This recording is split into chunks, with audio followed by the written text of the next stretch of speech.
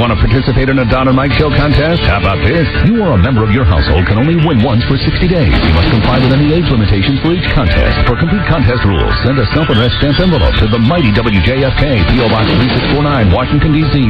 20007. Thank you, and God bless. Everybody loves Don and Mike. How are you? Hello. How are you? Hello. How are you? I want a blue tie. How are you? Hi. Hey, how are you? I still got it. I still got it. Kiss me, dear. No kidding, he's got it. Yeah. Don't kiss me on the lips. No, Hillary, here, just hug me. Yeah, hug me. No kiss like Al Gore. I don't want to do that, but... How are you? Man, do I still have it. I still totally... Hey, you in the second row, what hotel are you staying at? And now I'm a Republican, because I'm in the 1%. Yeah. That's right, I make a lot of money right now. He's the guy. He's the guy that does. He looks great. He looks good. Yes. Listen, I hate to go backwards, but it is July 27th, 2004. 1 year ago today. Today, 1 year ago. Today. You remember what happened? Regretfully, a year ago today. Very sad. Bob Hope died. Wow. It's been a year. That's for you. The music tells you we've come to one of the perennial highlights of our Christmas show, the introduction of the Associated Press All-American Football. That's right, Bob. The cream of the NCAA. He's gone. The National Collegiate Athletic Association. Here they come, one by one, ton by ton, the best of the 1991 season. Let's start with the All-American defensive team, right there. Right there. Right there. Defensive tackle, University of Washington. He's certainly bigger than the other opposing linemen. What? In fact, he's generally bigger than the other school team's bus. You know, it's still great. Still great. This is when Still great to pay tribute to Bob. when they were propping him up and working him the way that Frank Oz works the Muppets. He's so big. A lot of people don't realize that tape actually sounds like him dying. Yeah. Bob. 1 year ago today. Wow. We lost this treasure. Defensive lineman, senior, barely. This treasure right here. Opposing players say that being blocked by this guy is an experience. You get to see what grass looks like from underneath. Yeah. I want to tell you. Wow. Right there. Bob. Right there. Brad Culpepper, senior defensive tackle from sunny University of Florida. When Brad was only 2 years old, he had his picture taken on a bearskin rug. Actually, it wasn't a rug, he said it was made. Oh, our tape is dead. Now, And 1 year later, the tape died. So now Bob's dead, and now the tape is dead. the tape. The film broke. The tape is dead. Wow. All right, just let it go. Might want to transfer that. Yeah, if you Don't do can. that. Don't Rob, don't just slam it down on the ground. That's how to fix it. See? Yeah, that's great. Now look. Yeah, Now look. Because you put it in number 6. No, you put it in number 6. Try it at number 5. Tried number 5.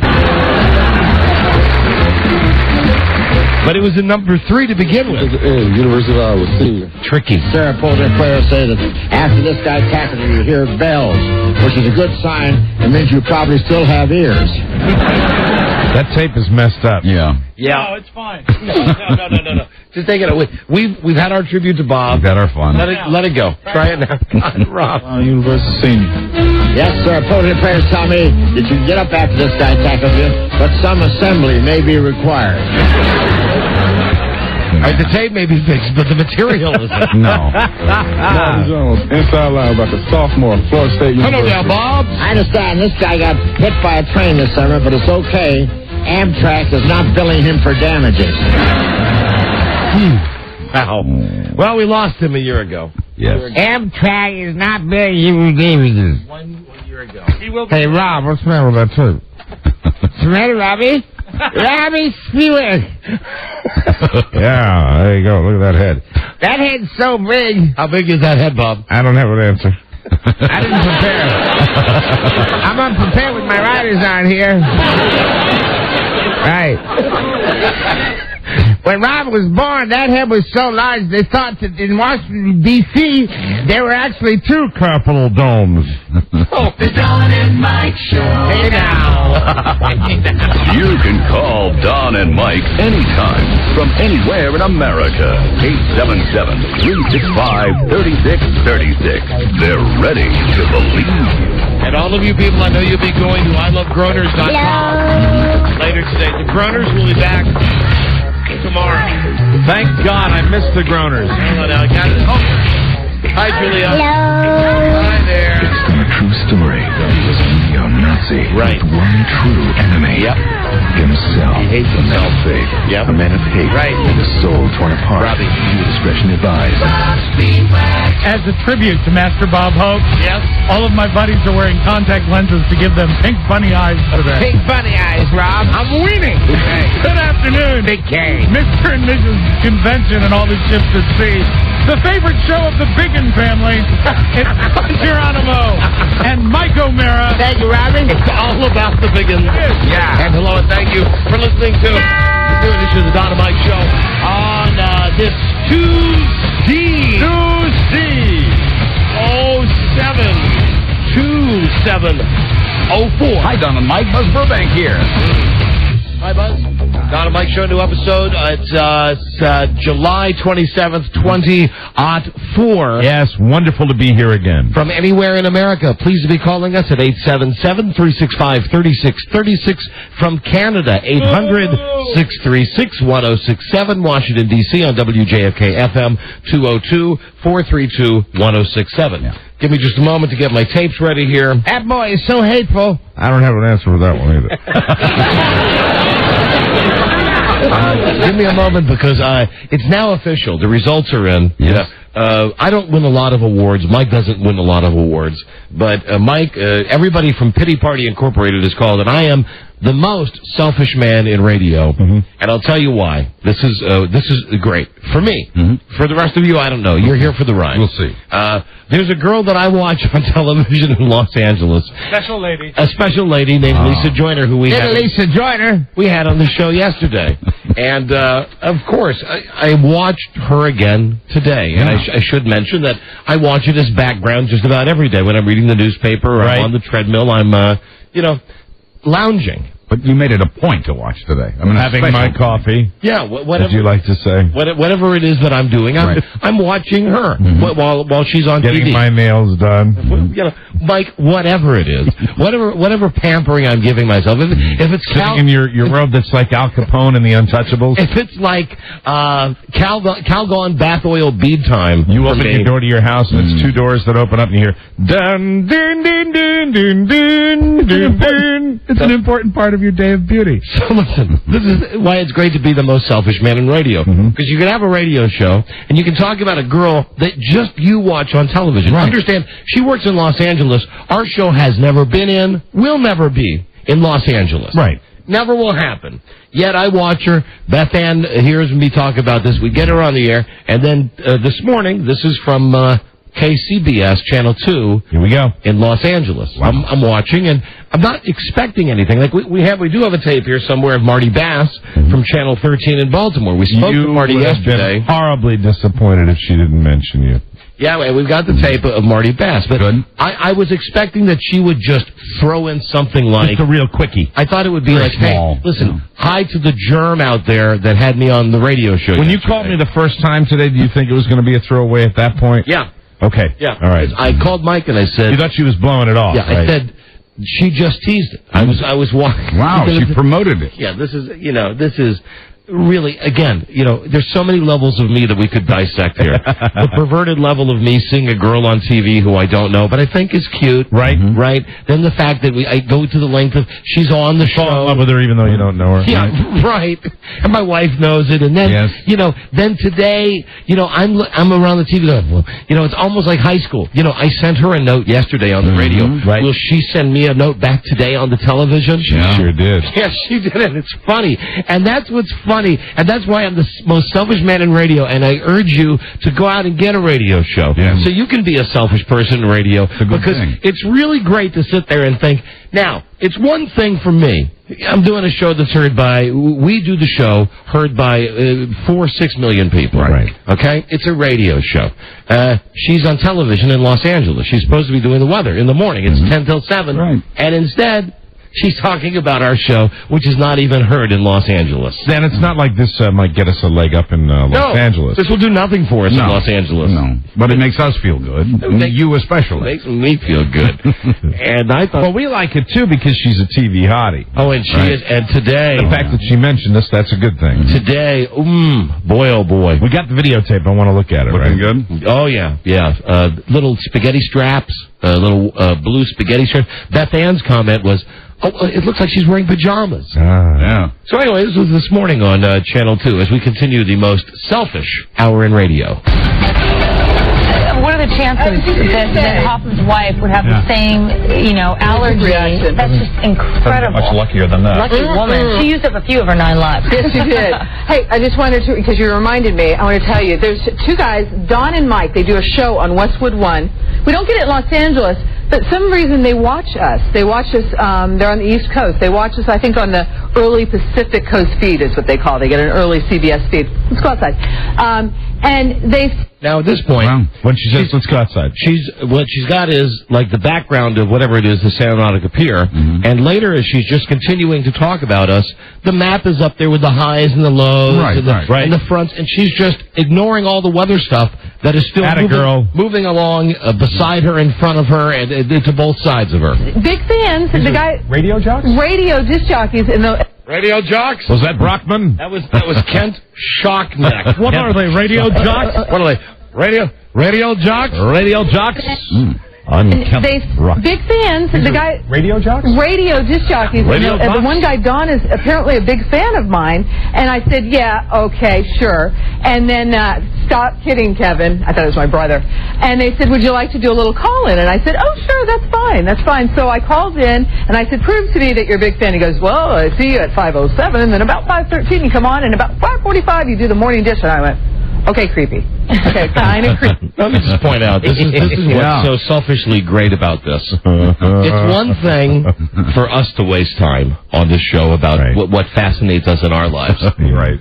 But this girl is now making only one man's fantasy come true. And she's speaking to all of Los Angeles on the television. Yeah, and they don't know me from Adam or you from Adam. No, but Annie... But is she great? Let me just say... Can I pick him or what? Oh, yeah, you picked the right lady. Can I pick him or what?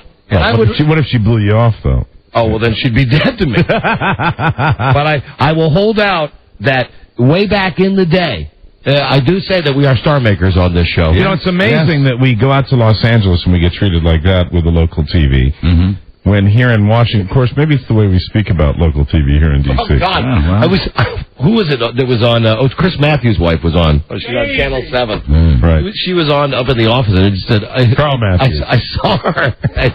I just went, oh, God. And now here's time for another Washington, D.C. News Rhino. Just not pretty stuff. Here's a News Rhino. Just not pretty. So she's still talking about you? And you. And listen to the detail here. She mentions Frida's name, and this continues now. Creepy. Plus, he knew, like, all the old jobs I had and stuff. Anyway, his partner, Mike, said, his wife knows about this, and it's kind of weird. He watches it every morning and stuff. I said, what does your wife think about it? They get her on the phone. She's like, I said, Frida, do you mind that he's kind of obsessive? And she goes, no. You know what? I can't control my husband's fantasies. You want him? You got him. I love her. Wow. So I wanted to give a little shout-out. Thanks to those guys. If you're in Sacramento or... Stop it for a second. Now, excuse me. Now, you conveyed this to me via telephone, but I mean, in the old days, I could probably tell you what state you were in when this was going on. This was your fantasy realized. She's there in your magic box, and she's talking about you. Let me just say, understanding that we don't do the same type of show that we used to do. Like 2 minutes worth. I haven't been this excited since I had that prostate exam last Thursday. But I was sitting naked in the doctor's office. Yeah, she's doing a whole sketch on I tell you, can I pick her? Can I pick them? And listen, the last one, handpicked by the Don and Mike show, although I'll take credit for Lisa Joyner, and she likes to hide from this fact. But let's please remember that Miss High and Mighty Katie Couric. Yes, Katie Couric. Back in the day. She was our gal. That's right. And would you believe this? That we had the audacity to call her in the morning and ask her, while she was in bed, what style and color underpants Katie Couric wore. What type of underwear she was She would wearing. never take that call now. Oh, of course. No. She won't take our call now, period. Right. She's beyond TV network news people. She's hobnobbing with, owners of baseball teams. I saw her last night before the convention. They were doing some piece. She was walking around with her good friend, Ben Affleck. Yeah. You know, of course. Get him. Ben, go home. Hi, this is Boston Rob. I'm here with Ben Affleck, and we're going to talk to Katie Couric. Ben Affleck, Yuck. when did Ben Affleck become a political pundit? Well, go home. Mike, he is moron. He's Mr. Boston, and he was giving her a private tour of Fenway Park. So just remember, back in the day, there was a time when Katie Couric treated us with this same love and affection. Just for anybody that, as far as not running down the Red Sox here, Matt Damon, Red Sox fan too, okay? He's the good one. We don't want Ben Affleck. Right.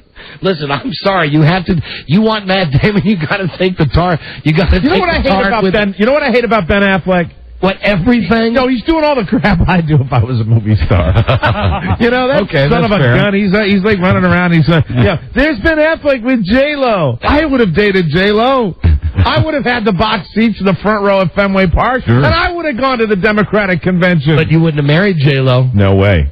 Right? No way. And that's where it ends. No. That's where it ends. Hold on. Well, then again, wait a minute. Maybe I would have. Let's get back to Lisa Joyner. Yes, please. Okay, on what, Robbie? Ben Affleck didn't marry her. He just strung her along. Would you string her along? Sure. Yeah. See, there you go. I hate him. That's an expensive string, though, Mike. Yeah.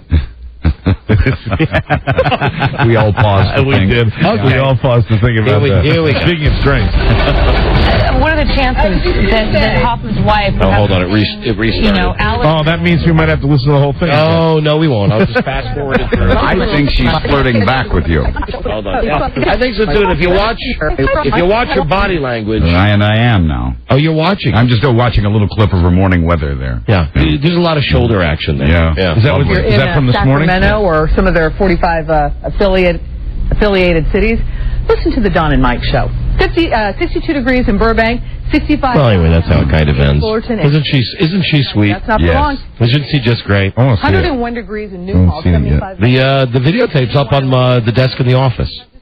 You were late today. Hey, would someone grab the tape from up on the desk? Yeah, we want to see that because didn't you? We never have show and tell. Didn't she sort of give herself an embrace at some point? Yeah. At the very end. I want to see her with the cigarette movie. Now this had nothing to do with me, but at the very end of I don't know. At the very end of this particular newscast, as I mentioned, she put on a sweater because for goodness sake, she's doing the weather in her pajamas, and she just kind of leaned forward towards the camera, and I was sitting there, in my chair at home. She's probably looking in the camera right now, saying, "I wonder if that friggin' creep is watching me now." She didn't wonder. She didn't have a doubt in her mind. She knew you were out there. She was talking directly to you. She wore the low-cut baby blue with the spaghetti straps just for you today. Why is she doing that if it's not for you? Yeah, of course she knows you're going to be watching it. She knows that's totally for you. She dresses like that every day on TV, though. She's speaking to you directly. Every day on flirting TV. with you. Baby. What are the chances that... Are we going to be able to get the videotape in here so Mike can see this? See the actual... Not in here? Oh, Mike will have to go in the production room to see it? Okay. Hey, I just wanted to, because you reminded me, I want to tell you, there's two guys, Don and Mike, they do a show. Okay, so anyway, thank you. Thank you to Lisa Joyner. Thank you, Lisa. Yeah. KCBS. A lovely Lisa. It's exciting. Very sweet. And watch, she'll become a big star someday. Yeah. And then we'll say that we knew her, and then... And did my love interest mention us on TV this morning? He did, Mike. I mean, you had your fun. He sure did. He sure did. First, here's Marty from California. Now, maybe he was close enough to watch this. Marty? Hey, Don. How you doing, Mike? How you doing? Hey, do you get the Southern California TV? No, I don't. But I was listening to you talk yesterday and today about this, and I had one question. While you were watching and listening this morning, did you...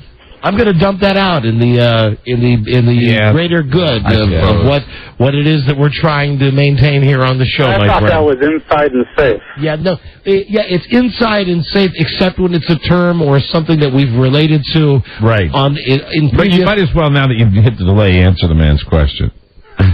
Yeah. Yes. Yes would be the answer. Yeah. And like you have to ask. like you would have to ask. Right. Please. So anyway, now I think we'll send her flowers. Oh, that'd be nice. You send her flowers. No, we will send her flowers. D-O-N-I. It should come from you. I'm married. Are you in trouble about this a little bit? No, not at all. Not at all. If anything, my wife thinks it's ridiculous. Today, she was getting ready to leave the house.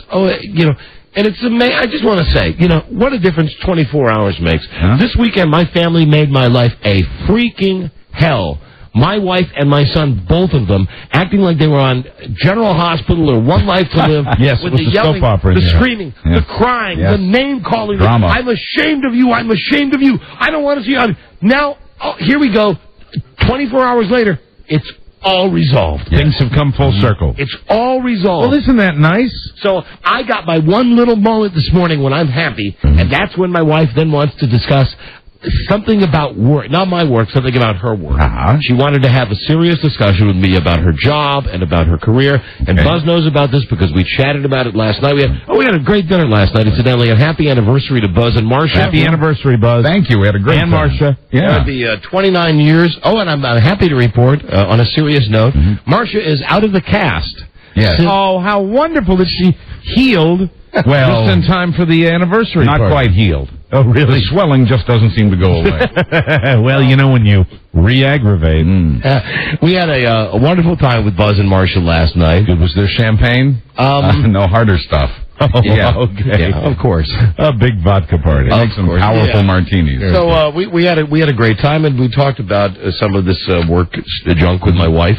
And then this morning she wanted to, I'm still transitioning out of this incredible tense feeling like I'm a rubber band that's just been twisted and twisted and twisted. Right. So this morning I'm just all giddy and like, oh, look at what a relief. Hey, the TV girl's going to say hi to me on TV. This You sounded euphoric. Life is good. This is kind of funny. I think it's goofy.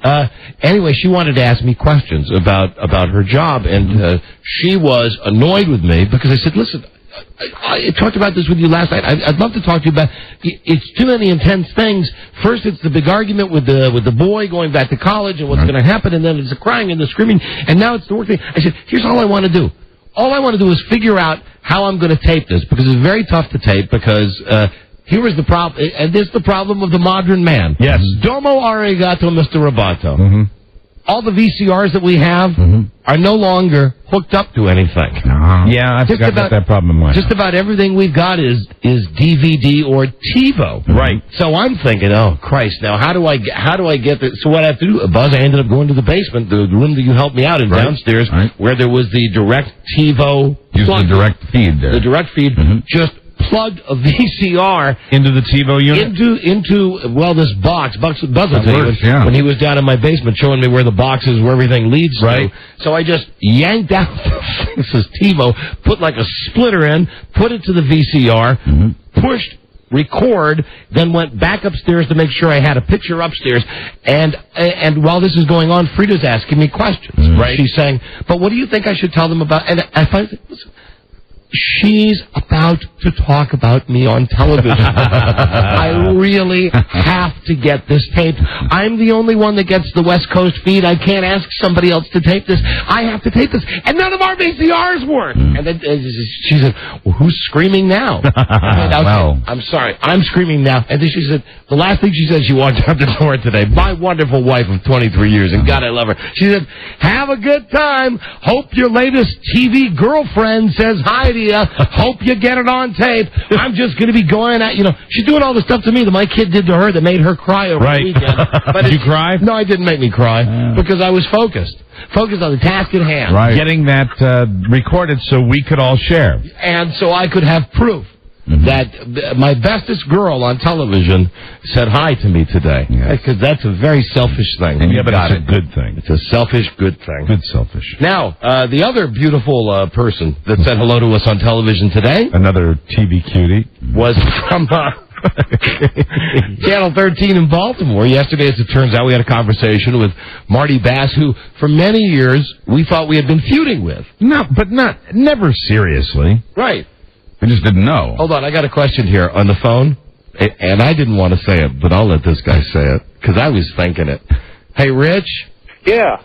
Hey, I was wondering, Leah was doing her morning workout when she was looking up at the news. What she might have been thinking when she heard your names were in the top three. Oh, yes. You know what, I gotta say, I didn't want to say it because it appears to be small and petty, but I gotta say, I had the thought too. What if Lisa Remedy from King and Queens happened to get up yesterday morning? She'll probably call Lisa Joyner. Yeah. There's a younger woman on television who's talking about us now. But they're friends, and if Leah calls Lisa... I bet they're not really friends. I bet they're like showbiz friends. Said, I bet they're showbiz friends. Don't we think the fantasy's getting a little out of hand now? Mike, do we have to stop it at this point? Do we really have to stop it? Because Your picture of... you got it, thank you. You know, Leah Remedy with her newborn baby feeding in front of the TV, picking up a shoe and throwing it at the TV. Damn you, Don Geronimo! Thank you. And Mike. No. You don't want Leah to hate you too? No, with Leah, you were always, with the TV ladies, you're always the one that takes point. I know. Guilty pleasure. Guilty. Me, let's separate it, okay? When it comes to this show, okay, you're the one that falls in love with the TV hotties and brings them into here. That's your element of selfishness. My element of selfishness is pure whoredom. I am a whore. But I like Stan Lee, too. Of course. I acted like a girl with him. Yes, I know. I acted like he was a girl with me, with the guy that made up Spider-Man. This is true, but these are all people that they come on the show and they're put on the show. Mine are simply gratuitous plugs for businesses that make my life better. Do we have a plug at this moment? Oh, no. I mean, if you wanted me, if you were giving me a free pass, I'd throw one out, but there. Go ahead. No, I'm not going to do that. I'll save. I want to save them. Yeah, wise. Okay, yeah, save them up, see? Mm-hmm. File that. Anyway, Martin Bass. Oh, hold on. Here's Aaron and Martin Bass. Aaron, TV cutie. Aaron and I guess Wichita. Hey, Aaron. Yeah. Hey, you're on the air. Hey, what's up, guys? Hey. Listen, I'd like to throw a shout out to all the Asians last night about the trading spouses. They were not the ones titled, if you notice. The what? What is he saying? What? I'm confused. Well, now, my wife was trying to tell me something. She did TiVo trading the Mommy show, where we had the Mommy on yesterday. And we were out to eat. I got a quick look at her last night. And Frida said, you want to watch it this morning. That's when I was going through this thing with taping Lisa Joyner. Right. I don't really know what happened, but the Mommy that we had on yesterday from Trading Mommies, she's the woman that's married to the Oriental guy, and she's married to the Japanese father, and they have and she's living with kids. She's living with a black family, right? Yes. Right. Okay. And well, what's your point, sir? Come on, Aaron. Oh, it was just hilarious. For once, it wasn't the Asians where you couldn't understand them. It was all hello there, and they had to. Thank you. Thank you, my friend. Thanks for the help. Thanks from Wichita. Again, the plan. Again with that, please leave the driving to me on that one, okay? Mm-hmm. Leave the driving to me. Give that guy a lot of give him a lot of rope. Wow. Gave him a lot of rope. Tim, Don and Mike show. Hello, Tim. That's right. Hey, guys. Did you hear what local TV personality is looking for work that was a big fan of yours? Yes, if you're going to mention Gurveer Dinza, you are bringing news that is months old to us. Gotcha. And now, what is your mom? She's a dirty whore. Thank you. And what town does she live in? Baltimore. All right, we accept that answer. We accept that as Horse City. Did Gurveer get a job with Channel 5? I do not think so. That was the rumor that was around. We can, we can talk about Gurveer. We could talk about what happened to Frank Herzog. Yeah. Why has Frank was still on the weekend? Why has life taken such a crap on? He's not our friend. He's our acquaintance. But Frank Herzog. Yeah, and I mean Frank. Don't you think Frank falls into that category where you do something long enough, they at least kind of take care of you instead of just, saying bye-bye? I'll tell you exactly what's happening here. What we're doing now is, all we're doing is talking about TV people. But it's okay because, the TV lady said hi to me, and then we met the Marty Bass tape here. Frank Herzog is another TV guy we've meant to talk about. There are 4 separate TV people here. Mm-hmm. There's the TV girl in Los Angeles. Okay? Then there's the TV guy in Baltimore, Martin Bass. Right. We'll play his tape in a moment. TV cutie. Then there's the TV lady in Washington, Gervier, who just got fired from the CBS station, who used to call our show. Very nice lady. Right. Then there's Frank Herzog, the guy who used to be the voice of the Redskins and used to be the main sports guy on the CBS station. He got fired from both of those jobs within like 3 months. And as far as the feud, Frank Herzog, let me tell you, we never had a real feud with him. But you know what? Over the years, we gave him a lot of grief. Fun grief. Poking fun at him. Yeah. But you know what? The guy never, ever backed away from coming on this show and talking to us. And he knew what we did, and he gave us a hard time one time.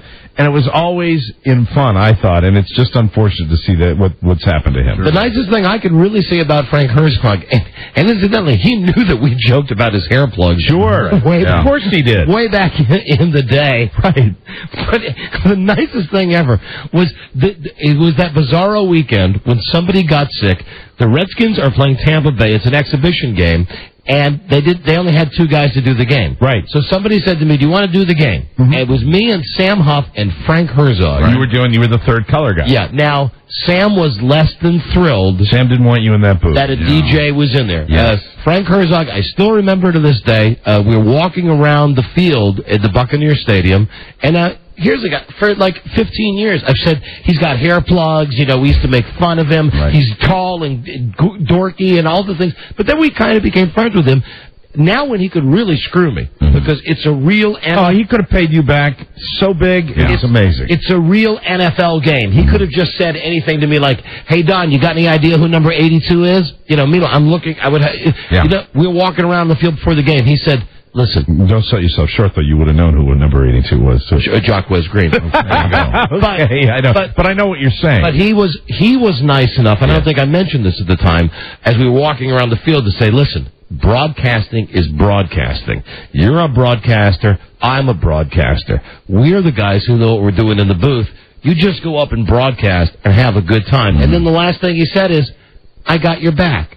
So just have fun." God bless him. And I don't think I ever mentioned that about Frank Herzog, because I don't like saying nice stuff about people, because it's not it's not my rap, and also at some point he'll come up and say, "Hey, thanks for," and it's like that would just make me feel oogie. But that was a very nice thing for Frank Herzog to do. Yeah. And he's a TV guy now who just got canned from 2 gigs. And here's what's embarrassing about this, as opposed to like if you're fired in radio, you're fired. You're gone. Right. They call you in and you say, "What?" And they say, "You just did your last show." This guy, Frank Herzog, they can him from the Redskins, and they can him from Channel 9, and they put it in the newspaper that they can him, and then they expect him to still go in and work like for 4 months. Yeah, I saw him this past weekend. He was on the weekend. So, it's just he is a good guy, and he's a professional, and that's all you need to say about the guy. And anyway, he got screwed by. He got screwed. He got screwed here too. Yes, and by Redskins radio as well. But we covered that in depth when that happened. Yeah. And Gervier, I don't know what's going on there. No, that's it. I've read rumors that Gervier is going to Channel 5, but I don't know whether they're true or not. Well, I wish all of these people would call. And as long as we're on the topic, Wilma. When are you going to call, baby? Yeah, where's she? Wilma Thomas, where are you, honey? Come on, it'll be fun. Come on, Wilma. We're just going to talk about the fact that we think you'd make a good woman. And that we think you look like Michael Jackson. If Michael Jackson totally bleached his skin. And no, you look like Michael Jackson. If Michael Jackson succeeded with everything he wanted to do. If all the plastic surgery was that's proper, positive. Yeah, you're the ideal. That's right, Will. We're talking to you, Will Thomas. There is a picture in Michael Jackson's dressing room of Will Thomas, and under it says "after." That's the target. That's what he was. Absolutely. So there's so many TV people that we'd love to talk about. And we'd like some of them to call in. That'd be nice. Like Gervier Dinza, if you're listening, you've called our show before. She's an anchor lady on the CBS station here in D.C. She just got her ass booted out of that station. We'd love to know what your plans are. Apparently her husband is down south or something like that. She might be going down to a TV station down there. I'd like to know what she's doing. A lot of the time with radio people, like for instance, when like Jim and Mary got fired, these 2 people work on a country station. We don't really know them, but we know them. They got fired. We called the next day, said, "You want to be on our show?" So, "Oh yeah, want to tell their side of the story." Good. Absolutely, great. You would think, I would hope that the TV people like Gervier and Frank, listen. What do you got to lose? I don't expect you to come in and say that, what you'd like to do is you hate everybody. Go into Channel 9 with a gun today. But we just miss you. You could say, gee, boy, you're treated poorly. And you should be treated with a little more respect than that. Absolutely. Yeah. Anyway, so that's all I wanted to say. And Frank Herzog, don't put off calling in. Just remember, Davy Marlin Jones never called this show, and now, sadly... regretfully, he has passed. Davy Marlin Jones is gone. He's out. Too long. Now, hold on. Here's Harpo. Harpo, this is the Don and Mike show. Hello, Harpo. Hey, if past activities can foretell the future, does that mean that Lisa and Marty are on their way out, or just Lisa because she's the CBS affiliate? Oh, no, the fact that Gravir Dinza got blown out had nothing to do with her association with our show. As a matter of fact, you would use, as we've already pointed out, the benchmark, the person that we would use as the trial would be Katie Couric. Right. Yeah. That there's someone who was on our show for many years. She became the Today Show co-anchor. Then became very famous and forgot that we were ever even a part of her life. Now she's with the Red Sox guy, the owner, and like one of the big wigs, Tom Warner. That's right. With her fancy shoes. She was there with all the power brokers the other night. And really, she was kind of like the star of the show with her perky little smile. She's Katie Couric. However, Mike Buchanan used to spend a lot of time with you guys. Mm-hmm. Yeah, we had some quality times with Mike Buchanan. He survived a long time, though, after that. See, and now Mike is starting to give me a complex, because, yes, people that have been, like, really close to this show have never lasted in TV. Look what you did for Morris Jones. Yeah, you're right. He still wants to be our friend. Morris Jones does. Yeah. It's the bubonic Don and Mike. Oh, don't tell me we got the reputation. Don't come on our show now. You won't last in television. No, come on, please. No. We don't have Katie Couric. We've got that, That's right. example. You'll always have that. And listen, who says that, what's going on with Leah Remini? I think that we didn't say goodbye. We just said, see you later. Absolutely. See you later. It's not goodbye, just so long. And Frank doesn't count. No, right, because we're just talking out of our butts on Frank Herzog, because we'd like him to call in. We'd like him. And Gravir has called the show before, and she should call in. Well, her. And frankly, all of these people that we waste time talking about on television should call in and acknowledge the fact that we're talking about you. Absolutely. And that includes you too, Laura Evans. I'm talking to you because I know you're out there. And don't forget the very successful Steve Ducey. Oh, screw Steve Ducey. He's done rather well. Juicy on the zoo. No, I boycott that Fox News channel. You can go back with all the people we've had little bitty relationships with. Paul Berry. And we've got Maury Povich. Yeah. We got a lot of... I mean, it's beyond... all these people, it goes a little bit beyond the interview. Yeah, it burns white hot for a while. Yeah. And then there's always the one thing that we do that ends up ruining the relationship where these people don't want to be our friends anymore. Exactly. But I think that's part of our charm. That's right. The fact that just like with this Lisa Joyner thing, the fact that I can't let it go. I went to Beth Ann and I said... Well, you've got the distance factor with her, so she won't be poisoned. I said, send her some flowers. But it doesn't mean I won't email her.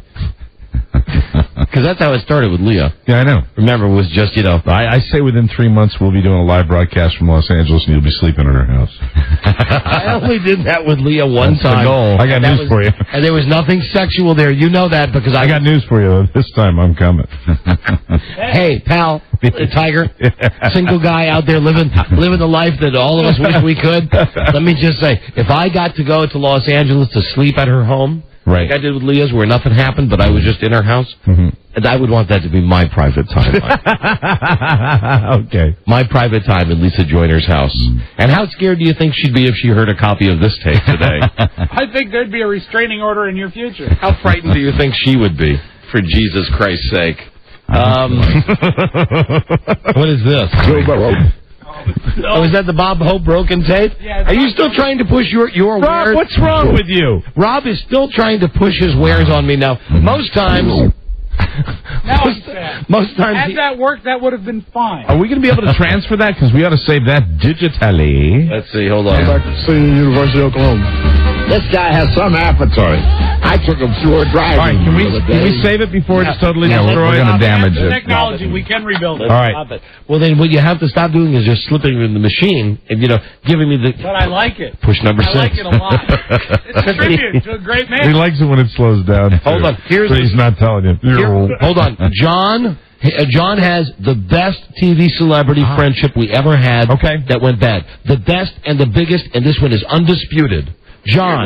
Your love fest with Larry King. That's the biggest and the best. Yeah, that's true. Remember, at one point, he asked us to MC a charity roast for him. For him. For him. Yeah, and we did it. That's how tight we were with Larry King. Back with Gave him a heart attack. Well, he had a heart attack the day after he came on our show. But no one can dispute that fact. But he's the biggest name, and he's the one that we can say, yeah, we are fighting with. Yes, that's a feud. Because he's said now he doesn't like us. Well, you can hear it when these, when the people call in and mention our names to Larry, and he just, gets completely thrown off track. Whoa, what was Don and Mike? Don and Mike? All right, a break, and then we'll hear the Marty Bass tape. Hello, Nikki, Ricky? Uh-huh. Oh, hi, Nikki. That's Nikki. Nikki, hi. Uh-huh. Hi, you're so Nikki. fine. Hi. You blow my mind. Hey, Nikki. Hi, it's Nikki with an N, actually. Oh, hi, Nikki. Everybody gets it wrong. I was just calling. You guys hadn't mentioned, I don't know, I'm kind of a new listener, but Jim Vance, he's on 4. But We've never had a relationship with Jim Vance, and we have always felt that he hates us, and because of just, this is TV, folks. Well, yeah, yes. And also, I think I know this. We were the ones who coined the fact that he looks like Grady from Sanford and Son. And of course, he couldn't have been repaired after that. Well, he's it seems like he's losing it now or something. Maybe his vision's going. But if you ever watch a newscast with him, he's always flubbing something or has to go back and read it. How old would Jim Vance be now? Well, way old. Way old? Way old. 60s old? I would think so. I know. The sad thing is I have a huge crush on him, too, and I'm 28, and I have no idea I've always why. thought that Jim Vance is kind of cool. He is kind of cool. As far as anchors go, Like the man. His delivery is he's too cool for school. Right. So, Nikki, you like the older newsman, then? I guess so. I don't... Shut up, Buzz. He's my type, but I really have, On the day after your anniversary. Listen, darling What was Nikki. I thinking? Darling Nikki, my darling Nikki, the words I would say now on the radio, but we would lose our license now. Darling Nikki. Magazine. All right, goodbye. Thanks. Goodbye. See you later. Bye-bye. Bye-bye. Yes, bye-bye. It's the second time that subject has come into the show in a very roundabout way. I don't know what subject you're even talking about. I'm just enjoying myself right now. I'm dancing on the ceiling. We got a break. Is the Don and Mike Show. We'll be right back. What are the chances that Hoffman's wife would have the same, allergy? That's just incredible. Much luckier than that. Lucky woman. She used up a few of her 9 lives. Yes, she did. Hey, I just wanted to, because you reminded me, I want to tell you, there's 2 guys, Don and Mike, they do a show on Westwood One. We don't get it in Los Angeles, but some reason they watch us. They watch us, they're on the East Coast. They watch us, I think, on the early Pacific Coast feed is what they call it. They get an early CBS feed. Let's go outside. And they, big fans, the guy... Radio jockeys? Radio disc jockeys, and the one guy, Don, is apparently a big fan of mine, and I said, yeah, okay, sure. And then, stop kidding, Kevin. I thought it was my brother. And they said, would you like to do a little call-in? And I said, oh, sure, that's fine. So I called in, and I said, prove to me that you're a big fan. He goes, well, I see you at 5:07, and then about 5:13 you come on, and about 5:45 you do the morning dish. And I went, okay, creepy. Okay, kind of creepy. Plus, he knew all the old jobs I had and stuff. Anyway, his partner, Mike, said, his wife knows about this, and it's kind of weird. He watches it every morning and stuff. I said, what does your wife think about it? They get her on the phone. She's like, I said, Frida, do you mind that he's kind of obsessive? And she goes, no. You know what? I can't control my husband's fantasies. You want him? You got him. I love her. So I wanted to give a little shout out. Thanks to those guys. If you're in Sacramento or some of their 45 affiliated cities, listen to the Don and Mike show. 52 degrees. Wow. Let me play that. Hold on a second. Words are hard for them. Don and Mike. All right, now, played it once without talking during it. Both Mike and Buzz just saw the video that goes along with the audio. So I need them to help describe, because, nobody gets KCBS from Los Angeles. Let me describe where the allure is here, and I think where I really think the attraction is. This woman is not only hot, she's beautiful to look at. The way she uses her face to communicate is just incredible. That's what got me, and that's the first time I've seen her, is that videotape. And she does a little lick of the lips, which is just rather fetching. But her way of saying, I want you, Donnie. Yeah, and when she did that little sketch, which is really what it was. Yeah. Man, she just communicates that. And you had like 8 guys crammed into the production studio watching that videotape. She's good. I'm telling you. She is strong. She's good. Besides being pretty and easy on the eyes, there's something about the personality of that girl, but she could be a star.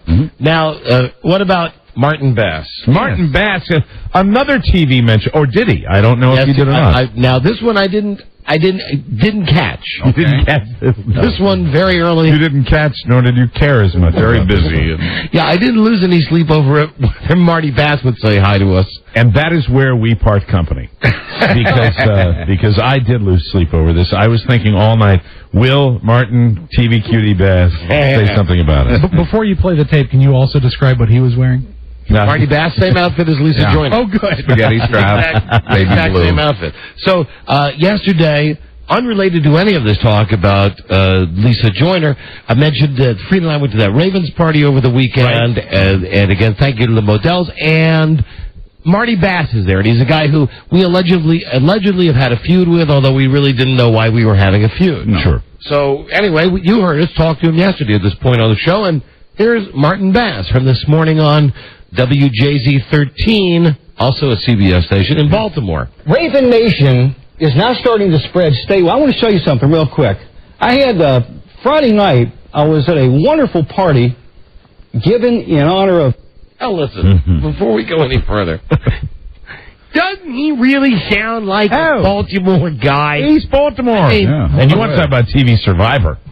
Oh, Marty Bass? Oh, he Forget about it. Survivor, yeah. This is great. So anyway, Morty. Just wanted to get that out of the way. David and Michelle Modell to celebrate their marriage by Art and Pat Modell. And I was at the table, same table with Don Geronimo and his wife Frida. Radio legends out of D.C. You can hear them locally, 105.7 every afternoon here in Baltimore. The Don and Mike Show. Don and Mike Show. They've been on forever, been number 1 forever. Forever. But anyway, I was sitting there, there's Don right there modeling, it's a heck of a dress, pal.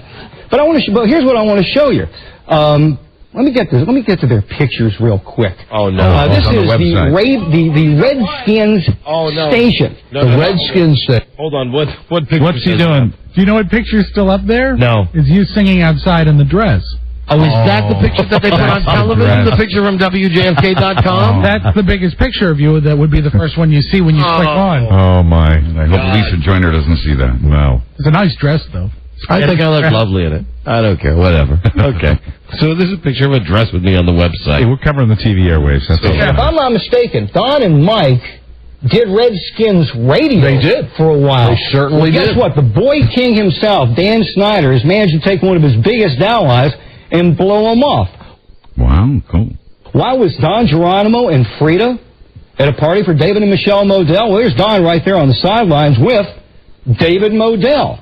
Oh, now he's going to the website. Controversy. So now he's gone to the website to get the pictures of when I was on the Ravens sideline. Right. See, I didn't know this. Yeah. Hey, this is pretty sneaky of Marty Bass. Interesting. Pretty sneaky. A way to make everybody in Baltimore like me, but everybody in Washington hate me. Do you realize that one of the Redskins' staunchest allies for years has been so alienated by the boy king that he's become a major Raven fan? Let me show you something here. That would be true, though. Here's a great shot. Let me go back for a second. There's going to be a shot. There it is. Look at this. This is an incredible picture. What is this one? I'm Dan Snyder. I'm flipping out when I see this. What's this picture? Don Geronimo and Silver Betty in our house. Oh, okay. Silver Betty is the nickname the Ravens have for the Lombardi Trophy, the Super Bowl trophy. Right. Oh, so it's a picture of you with the Super Bowl. Remember that when they were nice enough to let me hold it? I got my picture taken with the scoreboard in the background and everything. Okay. So he's just going to the internet and showing pictures. Okay. This is funny. This is okay. Our house. Now, what does that tell you? Don and Frida were talking about how much of a college atmosphere it is, how much fun it is at Raven Stadium as opposed to FedEx Field. True, we've been to FedEx Field. We know what that's like. I stand by that. The Big Bowl. The Big Bowl is right. But when you get one of the media heavyweights of D.C. now coming to almost every Raven home game, what does that tell you? I got it Raven for free. Nation expands. That's right. And the Ravens will play the Redskins down there this year. Is that it? Better seen at home than down there. Yes, and you know what indeed. we're going to do? We're going to see if Don and Frida want to come to the Poe Brothers tailgate. All right. Okay, this Bring could them be on. good. Oh, my. Come up and sit in section 539, 540. That's with right. us. Oh, no. Put on the lose the dress, put on the purple That's camo. the party. Oh, God. That is the party. Raven Nation expands. All right. 3 days and counting. 3 days. McDaniel College. All right. Westminster will be wild. All right. That is just incredible. It really is. One of the main anchors From of the D.C. Redskins flagship station comes the Ravens game. Unbelievable. All right. Stay Dan Snyder. Still to come on WJZ's Those guys are funny. Pam grabs her pen. There it is. Wow. Thank you, Martin. Well, Bass. you were just all over the airwaves this morning on the East Coast and the West Coast. I guess we were. Thank you, Marty. That's a nice deal. Yeah. That's a nice little plug. How's Mr. Snyder going to feel about that? So that- what do they call the trophy? Silver Betty. Silver Betty? That's the nickname for the trophy, for the Super Bowl trophy. Is that the nickname all over the NFL? Oh, well, now I don't have. Or is it just, it sounds Ballmer to me. Silver Betty. I think it's someone in the family. Right. The family named it Silver Betty. Mm-hmm. And I told you, the first time I went up there, I said, "Where's the Super Bowl trophy?" And they said it's right there. It was just in an Adidas bag, just sitting on the floor. Really, the Super Bowl trophy. Well, I guess since we've now endeared ourselves to the people of Baltimore, let me just pass along sorry about last night. Oh, dear. They played the Red Sox last night. Yeah. And actually, in Baltimore, they should change the name of the trophy to Syphilis Betty. There's little Syphilis Betty. They really should. Well, that was very nice of Martin Bass. Thank you, Martin. Your head must be spinning. It is, my God. But you know, on a purely erotic note, I'm having quite an internal battle. Which excited me more? Having Lisa Joyner speak about me or having Martin Bass show my pictures on Well, I've television? seen the video of Lisa Joyner, and I have not seen the video of Marty. Well, I got to see Marty live in person at the party on Friday, and Marty at the party. Marty at the party. Very good. So that's what's happening with us. Wow. You know, because we never get anybody noticing us anywhere. So if we get really don't. And you know, if we do, it's because you know you or somebody on this show has a personal relationship. Because you know, there was a day when they'd pay attention to this show. Yeah, but you know, God, I hate to. It will sound like Howard Stern, and I'm not going to do it because we didn't invent disc jockeys getting on the radio for doing stupid stuff. Yeah, what we don't do is the stupid stuff we used to do. Yeah, and we used to do stupid stuff so much that the TV stations would really crawl all over themselves to come over and see people roll in cow dung to win money or whatever, you know, whatever crazy thing it is.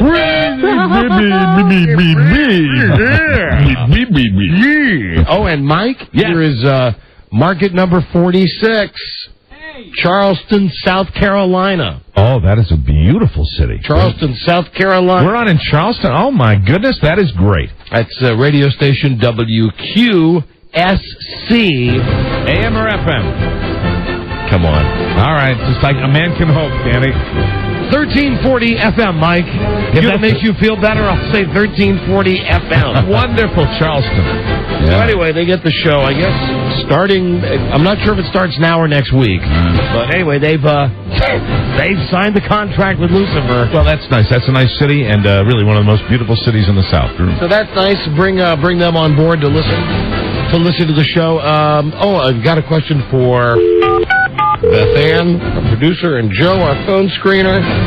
Hello? Hey, B.A. Hey. What's happening? Nothing. Did you send those flowers to Lisa Joyner? Yeah, but I called the place I sent them from, and I ordered them right after I talked to you this morning, and they hadn't been delivered as of 3:10. You're fired. You're fired. That means those flowers will sit there all day. All day. Isn't this the woman that got Lisa Joyner on the show for you? She is, and of course she's not fired. I'm just having a hissy fit. I know. That we'll work You're it out. entitled to be a little. You know, you can have your days once in a while. This is important to you. You had yourself a day today. You can be a little, PD. PD? Prima donna.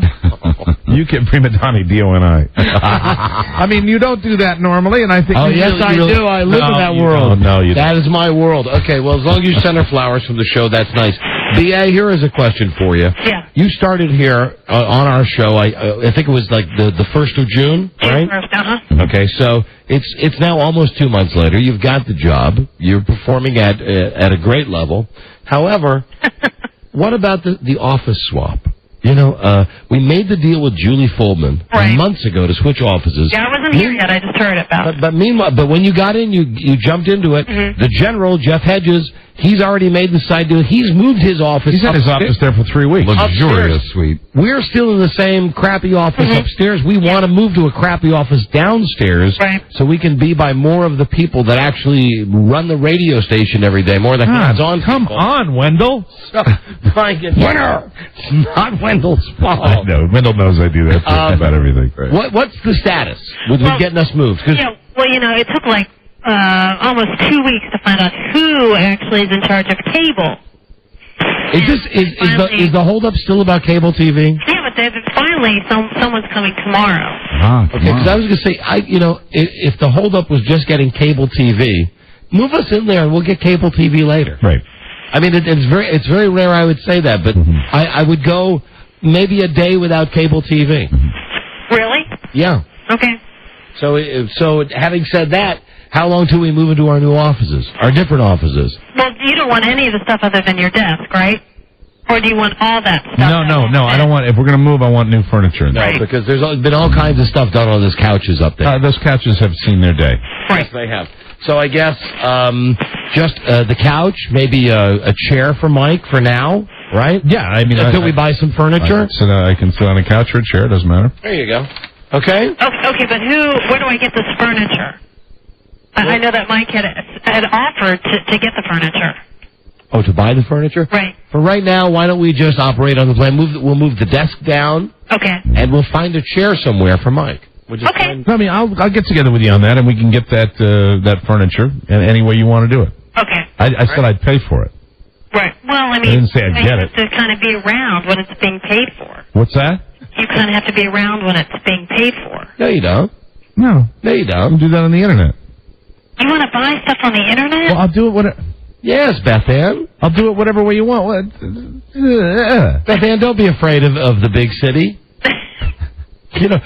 That's something your daughter said to me. What? It's funny. Over the weekend. Well, don't we get on the internet, get an idea what it is. We pick out what we want, and we go grab it. Yeah. One of the it doesn't have to be like super fine quality stuff. No, IKEA's fine with us, really. No, I don't want IKEA. Oh, really? You don't want to? Well, no, IKEA's got some. I want something that's kind of clubby. Well, like what? Excuse me. Like leather. Like leather. Yeah. Really? Yeah, like we have leather, and isn't that leather that we have? But it's flesh-colored leather. It's fake leather. It's salmon. Is it vinyl or leather? Leather. I believe it's vinyl. I think it's leather. Yeah. Is it leather? Yeah, I think it's leather, but I want like a regular leather sofa. All right, well, whatever you like. Leather. I don't want anything cloth. Whatever you like. Because if it's cloth, it's going to get crapped up. I saw, anyway, I was going to say something about, your daughter. Mm-hmm. So anyway, your daughter is friends with my son. And I think that's all they are, is just friends at this point. Right. So, anyway, Sunday night, right after the big fight with my wife and my son and everything, your daughter came over with my son, and I just wanted to mention, she seemed very nice, and had mentioned something to me about, not having a job or whatever it was, and, I thought she's certainly a handsome, strong girl. She could... help move the furniture? Yeah. I thought your daughter could help move the furniture. And we have an army of people that were all... I thought this was all done. No, nothing's done. Nothing's done yet. Nothing's done. And really, I'm kidding about you. Hey, B.A., you want to get, on the internet and, pick something out?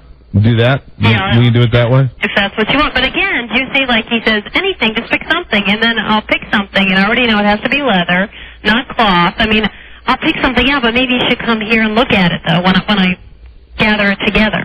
Yeah, I'd love to do that. Okay. That would be great. Did you ever get the impression that I didn't want to do that? Well, I can't, I need to, someone has to pay for it other than me. No, I'm paying for it. I will give you all the information that you need to pay for it. Leather, something firm, something with all attached pillows. Oh, yes. I know what I was going to say about your daughter. The one thing, and you'll like this, is a compliment. The one thing I found with your daughter was that she was exceedingly nice to a fault which you are as well, Beth Ann. If I had any complaint about Beth Ann behind the scenes, she's too nice. And I don't mean with us, I mean with other people. She's just too nice. Well, it's a wonderful balance. Yeah, well, I know it balances all of us on the show because there's so much hate that comes out of this studio. Scorn. It's the tide. Right. She's like the perfect storm. Yeah. She's like the only good person. Right. And Buzz, you're a bad person too, no matter what your rap is. You're a bad person too. Yeah, we've been at it a long time. We're very hateful people. We're all very bad, and you're very nice, Beth Ann, but really get that office moved, please. Okay. And I'll be in, whenever you want me to, even if it's today, to take a look at whatever furniture. We'll pick it out today. Okay. Okay, Beth Ann, two other things, very quickly. Yeah. First, did you talk to that person you were supposed to talk to? I don't know which person you had me talk to. The person, the person who's the friends of the guy? I left another message. Okay. Because I was getting tape from Marty Bass. Okay. I was getting tape. All right, that's fair. And listen, see if you can work on this for me. Okay. The Madden 2005. Wow, you got a bad phone, honey. Great. I love it. You got Madden 2005 comes out on August 12th. You're talking about the video game, right? Right. Okay. Well, let me call you back. We get overseas calls more clearly. I'm talking to a woman. She's in a room that's 8 feet away from us. Right. No, literally, yeah, I'll call you right back. Okay. Literally, we could open the door and scream at her, and she could scream back at us. Hold on. Clearer. You know what, Mike? Carrie's looking to get rid of our couch. Would you want a second-hand leather couch? Hi, this is better. Top notch. Okay, this is very self-serving again and selfish of me. But being as we worked it out with Lisa Joyner. Yeah, you missing this little dialogue here? Yeah, I'm sorry. Johnny Yard sales here. Oh no, I thought that he's trying to say his old crappy couch to you. Yeah, I'm a villain for saving you money. Spoken like a retailer. We want a nice couch. Well, not that your couch isn't nice, but any couch any couch that we had in our office that had been owned by you means you've been laying on it, scratching yourself on it, exactly. Doing all the things. He was sincere when he offered that. I know he was. Trying to help. Would you like something that I've sat on for 12 years? I'm trying to help myself. Absolutely. Great hot dogs and beans, Carrie. Rip. Have a seat, Mike. God almighty, that's a traumatized cushion if I've ever seen one. Imagine the night after like 12 cans of Beck's, you've leaned over and just the regurgitation has just started to drool out the side of your mouth and it gets on the couch and the nooks and crannies. How much would I pay for that couch? We paid for fabric protection, as I recall. Anyway, Beth Ann? Yeah. This is like an impossible task. Thank you. Another one. Nothing to do with the show. Nothing to do with the show. Okay. The EA Sports game, Madden 2005, comes out on August 12th. Mm-hmm. I'd love to have an advance copy of that. Okay, it's done. It's Madden 2005? Yeah. Okay. So here's exactly what I wrote in my notes for the show today. Madden 2005 out August 12th. Where's mine? Hey, I'm not too much of a butt face, am I? Well, you just gave them a commercial. Where's mine? Where's what system do you want it for? Is he only on Xbox? So with all the grief that you give me and Rob and Buzz here, you do. But like, it's very small, and when I do it, it's for something like a video game that I would. Here's the difference. Here's the difference. I'll pay for the video game. I'll pay retail for the video game to be How much is the video game retail? About $50. $50. I'd pay retail and even a little bit more, a little service charge, to be able to have it a couple of days before it's available. So you don't count with all the grief we get about being whores. This doesn't count at all. Oh no, I'm a whore today. Oh yay! Oh, listen, I'm a WHORE. Welcome. Call me HO, or as Joey Pants would say, a hooah. Hooah. I'm a hooah because today I got my favorite TV girl to talk about. That's not a whore. Oh, that is a whore. No, it is not. That's me being a selfish whore. No, that's the worst kind of whore. No, wrong. Selfish. That you could make, and if you made the case for that is not in any way, shape, or form. This is a lady. Regardless of the fact that she's on in L.A., that's a hottie that people can see on the internet, that's on TV, that got on TV and gave us that was a perfectly balanced. She's media. That's a TV hottie. Does not count. Then the fact that all I'm asking for is to buy a copy of the Madden game, the super secret game doesn't come out for 2 more weeks. Put the red light outside the studio with that one. Cash value. Yeah, you a hooah. Really? Yeah, that's the hooah move.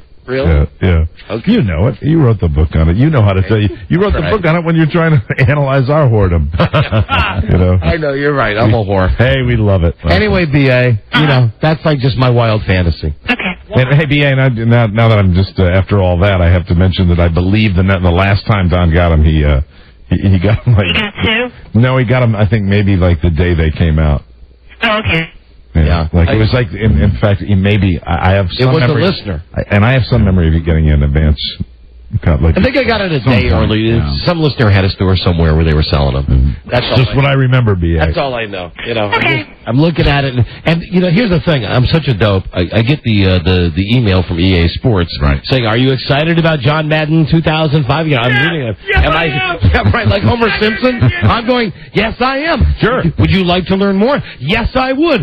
Press this button. Would you like a demo? Yes, I would. Isn't there a competing game now that's like an ESPN game that's being offered? Yeah, there's always I've seen like lots of TV commercials. There's an ESPN game. There's a Microsoft game, but nothing's better than Madden. That's the best technology. Nothing's better, and now they got stuff where you can move guys in and out of coverage. If you see three receivers going to one side, you can move the three defensive backs. It's got a lot. It's got something called the hit stick this year. What's that? Where this is if you're let's say you're Ray Lewis, you're a linebacker, all right, and you're running after a running back, you can gamble that if you hit the hit stick, you'll knock the snot out of him, and maybe he'll fumble. But also, if you go all out, there's a chance he'll juke around you and go for a 15-yard game. No, I'm not going to get the Madden game, though. I'm going to get that new one that's coming out. What's the new one? Ricky Williams Reefer Bowl 2005. That's the one I'm going for. Anyway, B.A., that would be great. Okay. That would be great. Okay. Okay, bye. So how's everything else going, you know, with the new job? We don't have you on a lot to talk about how you're liking it here. It's probably good. I know what it is about that your daughter said. What? I said on Sunday night she was over at the house seeing my kid, and Fred and I said, "Well, hi Jennifer, how are you?" She's a very nice girl, sweet girl, and we said, "How do you like it out here?" And she said, "Oh, it's big.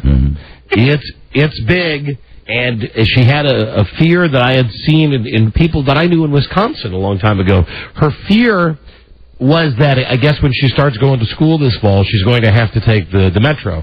Yeah, she doesn't want to take that. The subway. Very and safe. she was very nervous about it. And so one of the best. Really, it is one of the best in the country as far as clean. And, even I think as far as like stops go, she just got to go like one stop. She's got to go to Arlington. One problem. But so I wonder when I talked with her, I had wondered if you felt the same way, because you came to our show from where it was butt scratch, South Carolina, North Carolina. It was Kernersville, North Carolina. Kernersville, North Carolina. Right. So this is kind of the big city now, and she's a little wobbly about the metro.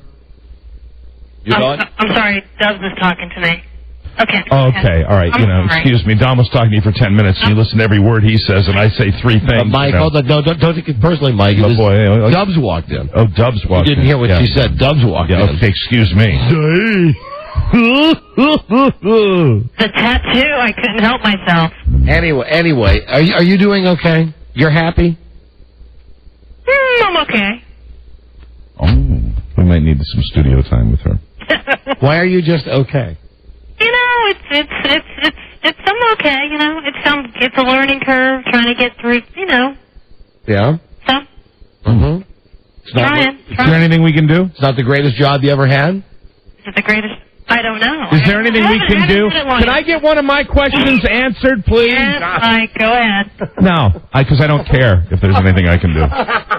Oh, now. Is there anything we can do, Beth Ann? Hello? No, there's nothing you can do. I want a sandwich.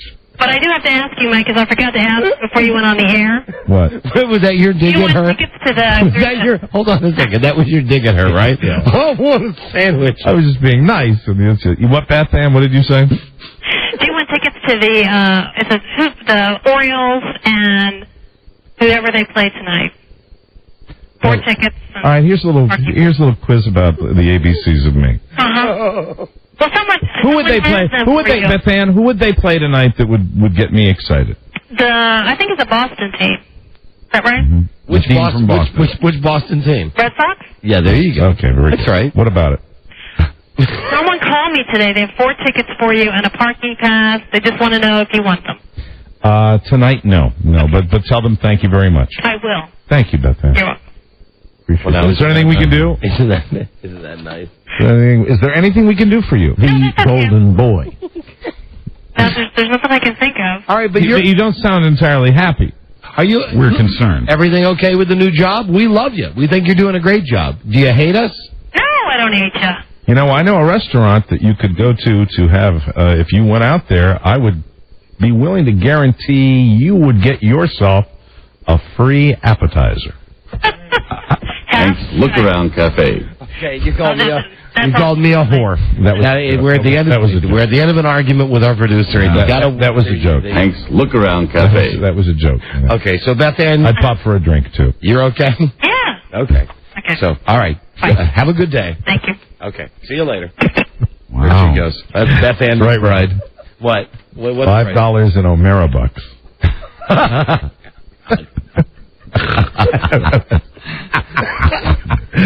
Yes, sweet. Now, if that doesn't put a smile on her face, what will? Nothing will.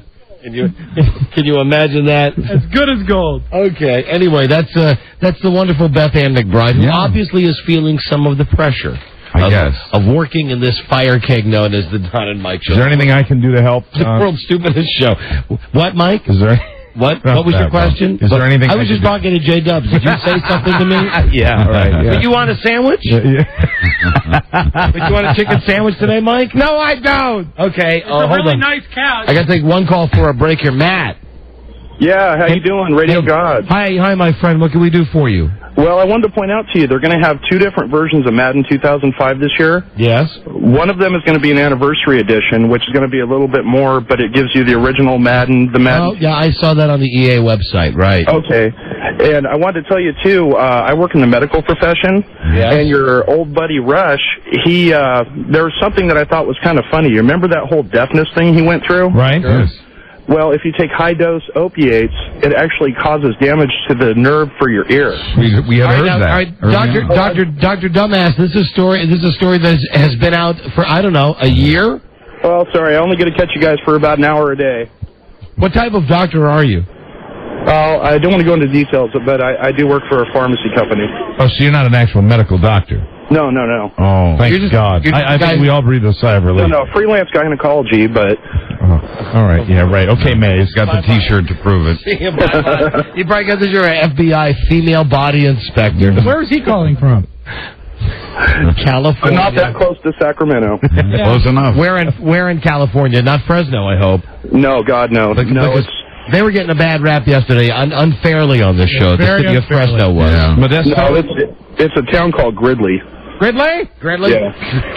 Gridley! I still can get the Gridleys out of your moccasins. All right, bye, Tool. You got to scrub hard to get it out. Bye. Go. Okay, bye, jerk. Hey, thanks, guys. Go. Bye. Yeah, he's a freelance gynecologist. Right. Me too, you too. Yeah, right. Buzz. Really high buzz. Well, now that's true. Yeah, I know. That's why I gave him the chime. We'll be right back. This is the Don and Mike Show. And, hey, the computers are screwed up. Yep. So I'll just say, Jam Singers, who's your favorite? Don and Mike Show. Oh, yeah. Say that every time. WJFK. This is the Don and Mike Show. Cousin! What do you think of my spread, huh? Can you believe it? They used to test H-bombs on this beautiful piece of property. Eddie, don't you worry about radiation. All I know, Clark, is that my teeth have never been whiter and my garden is spitting out 50-pound tomatoes. The Don and Mike Show. Hello. You can call Don and Mike anytime from anywhere in America. 877-365-3636. They're ready to believe you. Right. Man, that's Called Sugarloaf. long distance. Try trying desperately to give the human spirit some credit. Don Geronimo and Mike O'Mara. All right, the secret sound is back, and today it's worth $700. Right. All right. The big money secret sound. 7 bills right now. The caller 100. 877-365-3636. Caller 100, dial recklessly. You'll get a chance to guess. Your clue is hygiene. Man, I'm stumped. Yeah. Personal hygiene. Personal hygiene. Will you be giving away another clue today? I don't think so. For $700, I don't think so. I think tomorrow I might give you the clue. And here's just, for those of you playing at home, we've already gone over the budget for this game. So they've kind of told me to make sure that it's between 500 and 1,000. So you'll be giving better clues as we get closer. Better clues as we get closer. But I figure we've got at least 5 or 6 more days. We can go like $1,300 or $1,400 on this. So somebody will get it by then. So hygiene is the clue, and personal hygiene is the clue today. I mean, I'm just so stumped. Yeah. I could give you one, but you'll get it immediately. All right, Robbie, hold on. What if I just said this? Oh, he's going to reject everything. You won't approve any clue. That's all. What if I just said that? That one word? Yeah. Yeah, you can say that. No, well, then it'll be useless. Yeah. Mike, no, trust me. Listen, it is a clue. As I pointed out every time we do this contest, at the beginning they sound crazy, but if you think about the clues... Yeah, once it's solved. Okay. What was your first clue? I don't remember. Hygiene. What was your second clue? Personal hygiene. Right. What's your third clue? Bob. That's all I have to say. Bob. Okay? There you go. It'll become... listen, when this contest is over and we start the next one, you're all going to come to me and say, we were so stupid. You wrote us a perfect picture, Picasso. You paint us, you wrote us a picture. You wrote us... Hey, Picasso, you wrote us a good picture, Don. You do a good picture. Hey, Don. Springer. I seen your girl talk about you on the TV today. Listen, before we get to caller 100, there's a Marlon Brando story that is so great. It's not being covered like by Entertainment Tonight or any of this other stuff. It's not even in the tabloids yet. Right. I got this from a real newspaper. Marlon Brando was circumcised. Isn't that lovely? Now, here's the thing that you didn't know. You've done a really nice job. How old do you think Marlon Brando was when he got circumcised? He was 60. Wow. And he was 60? Now, you would think the news reports where he converted to Judaism. Something's in Judaism. there. Something's in there. But the truth is, he did get circumcised, but not because he wanted to become a Jew. It was for medical reasons. Yeah. And hold on. There is a medical report that says, and I have to be careful with the new limits that we put on ourselves with the show. His stuff was infected, and as it says in the medical report, an infected gunky mess, which is why they gave Marlon Brando a circumcision because of infected some lucky gunky surgeon mess. Yeah, I mean, the other day when we were talking about the proctologist doctor, that was a bad job, but now that's got to be... Get rid of all of it. That's got to be one of the worst. I'm in agony. Nurse, you're going to have to boil this skull. Oh, my God. Hold on. Get out your gaydar. Right, and even you can, Marlon, with your circumcision. I got good data. Because there was always talk. Was there always talk that Marlon Brando was when he was young, bisexual? Yes. Or as J. Dubs calls him, Marlo Brandon. Marlo Brandon. Okay. There's somebody on The Simpsons who's gay. We get a press release from Fox saying someone's gay. Smithers. Someone's going to come out. That's the first guess? In this upcoming season. Well, the first guess would be the obvious one. And that's why I don't think... I only bring this up... but we all know Smithers is gay. Right. See, that's why you got to maybe think outside the Simpsons box on this. Main character? Doesn't say. My first guess was... Chief Wiggums. No, I go with Mo Slezak. I'm Mo Slezak. As the bartender. Hey, Homer, would you like to go on a gay cruise with me? Now, Rob, when I was talking with Rob about this, he's got the craziest one. I think, because these guys aren't major players. I think it's Lenny and Carl from the bar. Really? You know the black guy and the white guy that work at the power plant with Homer? I do. But that's two, and they're saying, I think, one. What about, I think it might be Barney. Barney Gumble? Barney the drunk? I'm gay.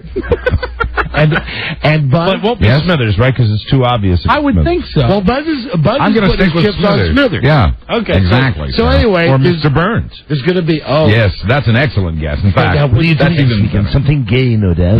Excellent. Well, now, wouldn't that be great? Excellent, Smithers. It's so free, so liberating.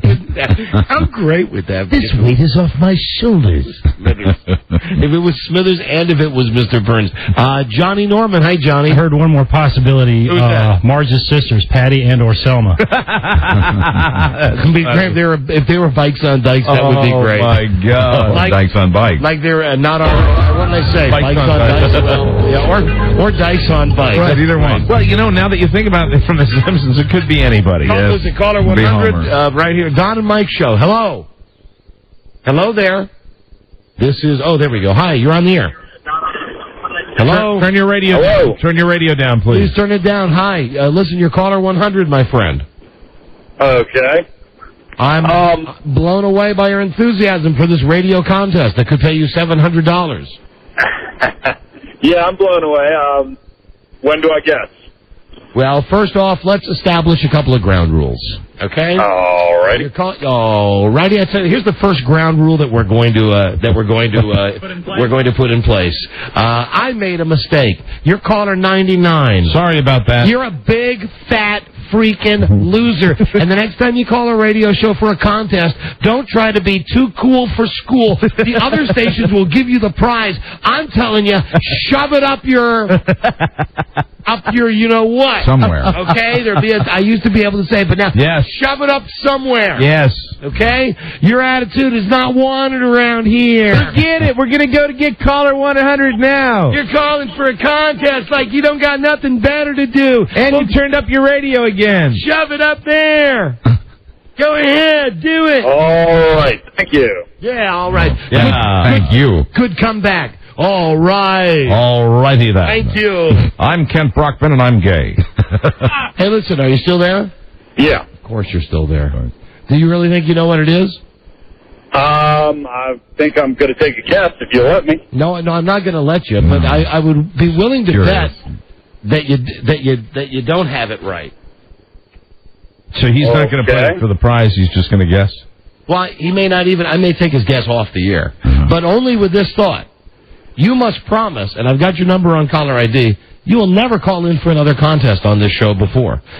On the show again, like you have now. If I take you off the air and you give me your guess, and if you're right, I swear to God, I'll give you the money. But if you're wrong, you can never call the show again. Because you just bad energy for a contest. Yeah, we need enthusiasm. We need somebody to be ready to go. Tried very hard. For goodness sakes, I mentioned yesterday, I had to write myself a note. Be up tempo, be happy. Right.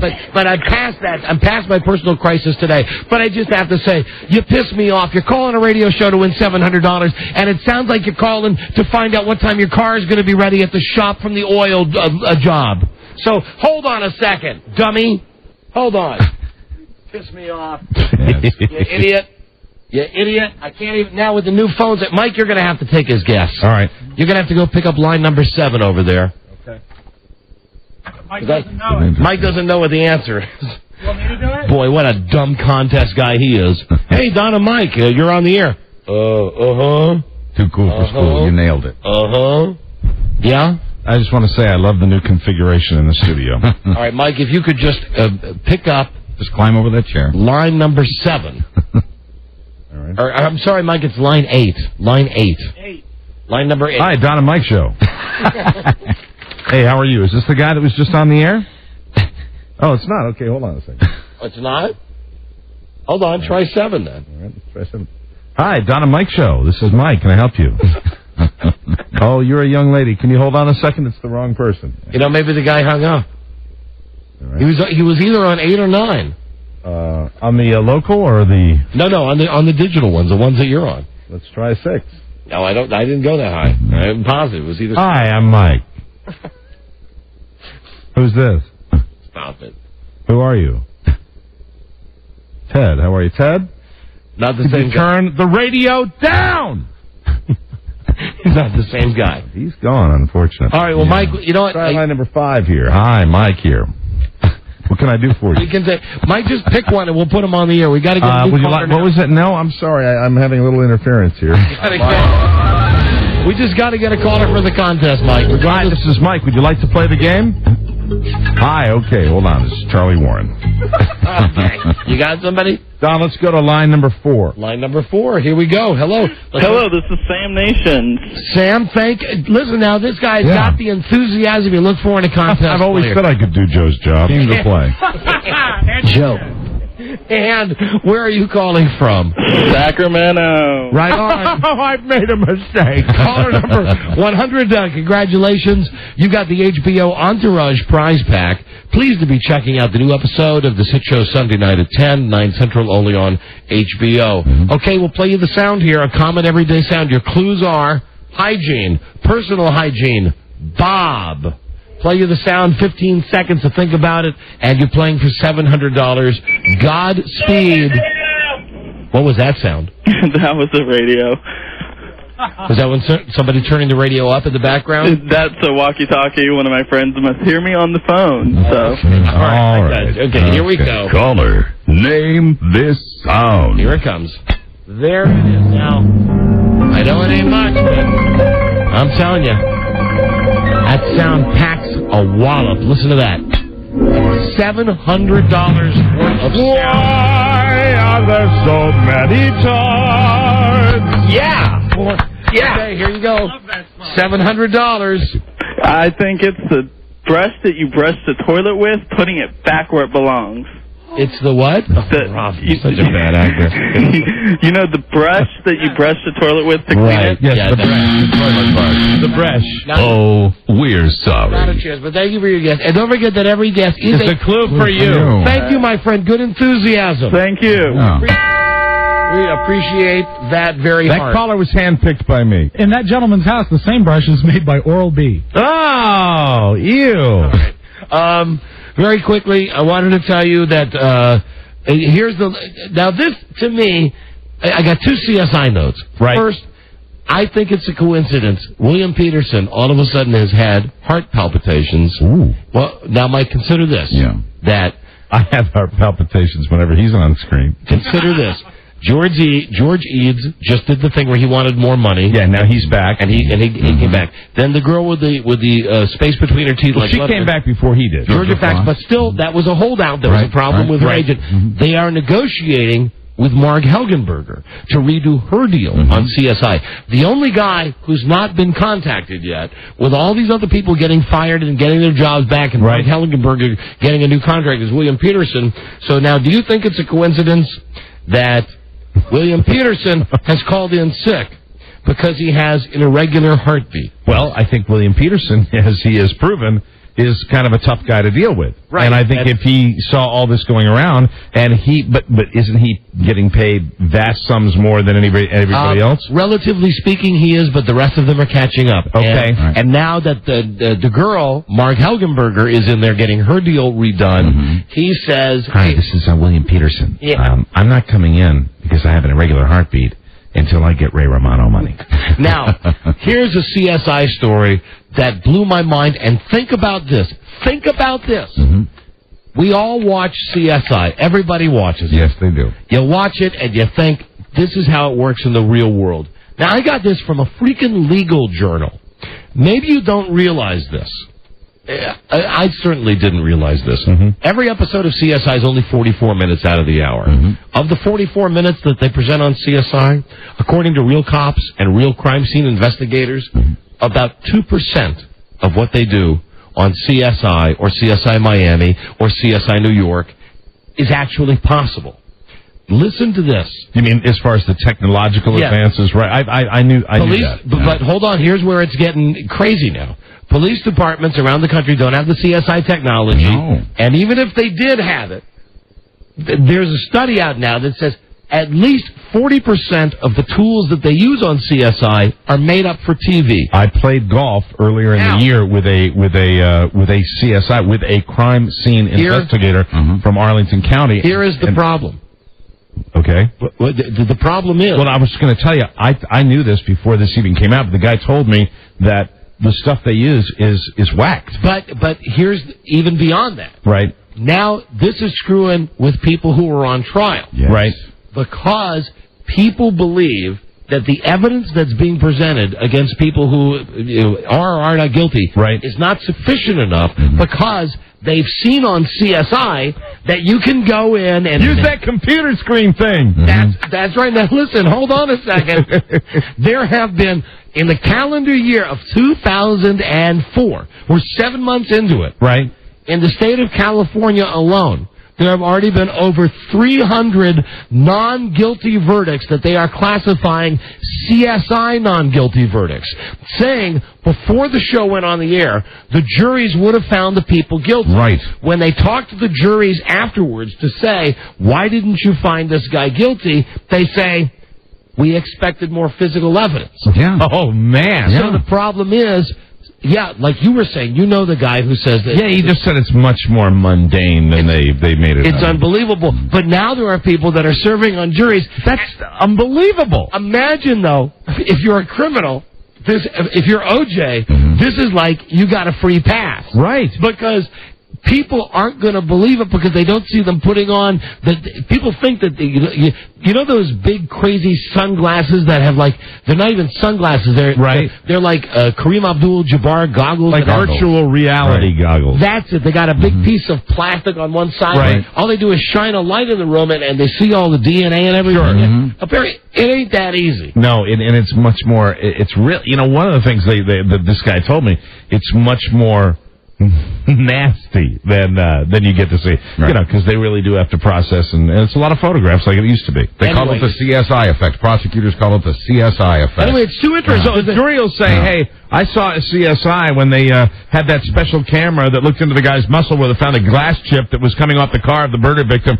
You know, over 300 cases in California alone where the prosecutor said we had a slam dunk, and in over 300 cases, the jury has said the evidence wasn't good enough. Not guilty, not impressed. That's all CSI is about, really, is, you know, you never know until the very end. Right. And a lot of bait and switch and all that. Yeah. All right, I got a feel good. I don't know for all of this, but I do have a feel good for you. You got some happy music, Rob? I do. Give me something happy. Oh, good. This is a good one. I don't often like reading just a plain story. I like it to be something I found. I have some interest in. Inspiring. This is just a happy story. Good. Okay? Way to end this segment. It's called The Feel Good. And the headline says, Chef ate his girlfriend. Oh, dear. A cook beheaded his girlfriend with an axe. Sliced her body and ate it, claiming it's what she wanted. Frank Kornick, age 27, killed Peggy Litz, age 21, because he thought she was unfaithful. He said to police, she said if I thought she was unfaithful, I should eat her. Not guilty.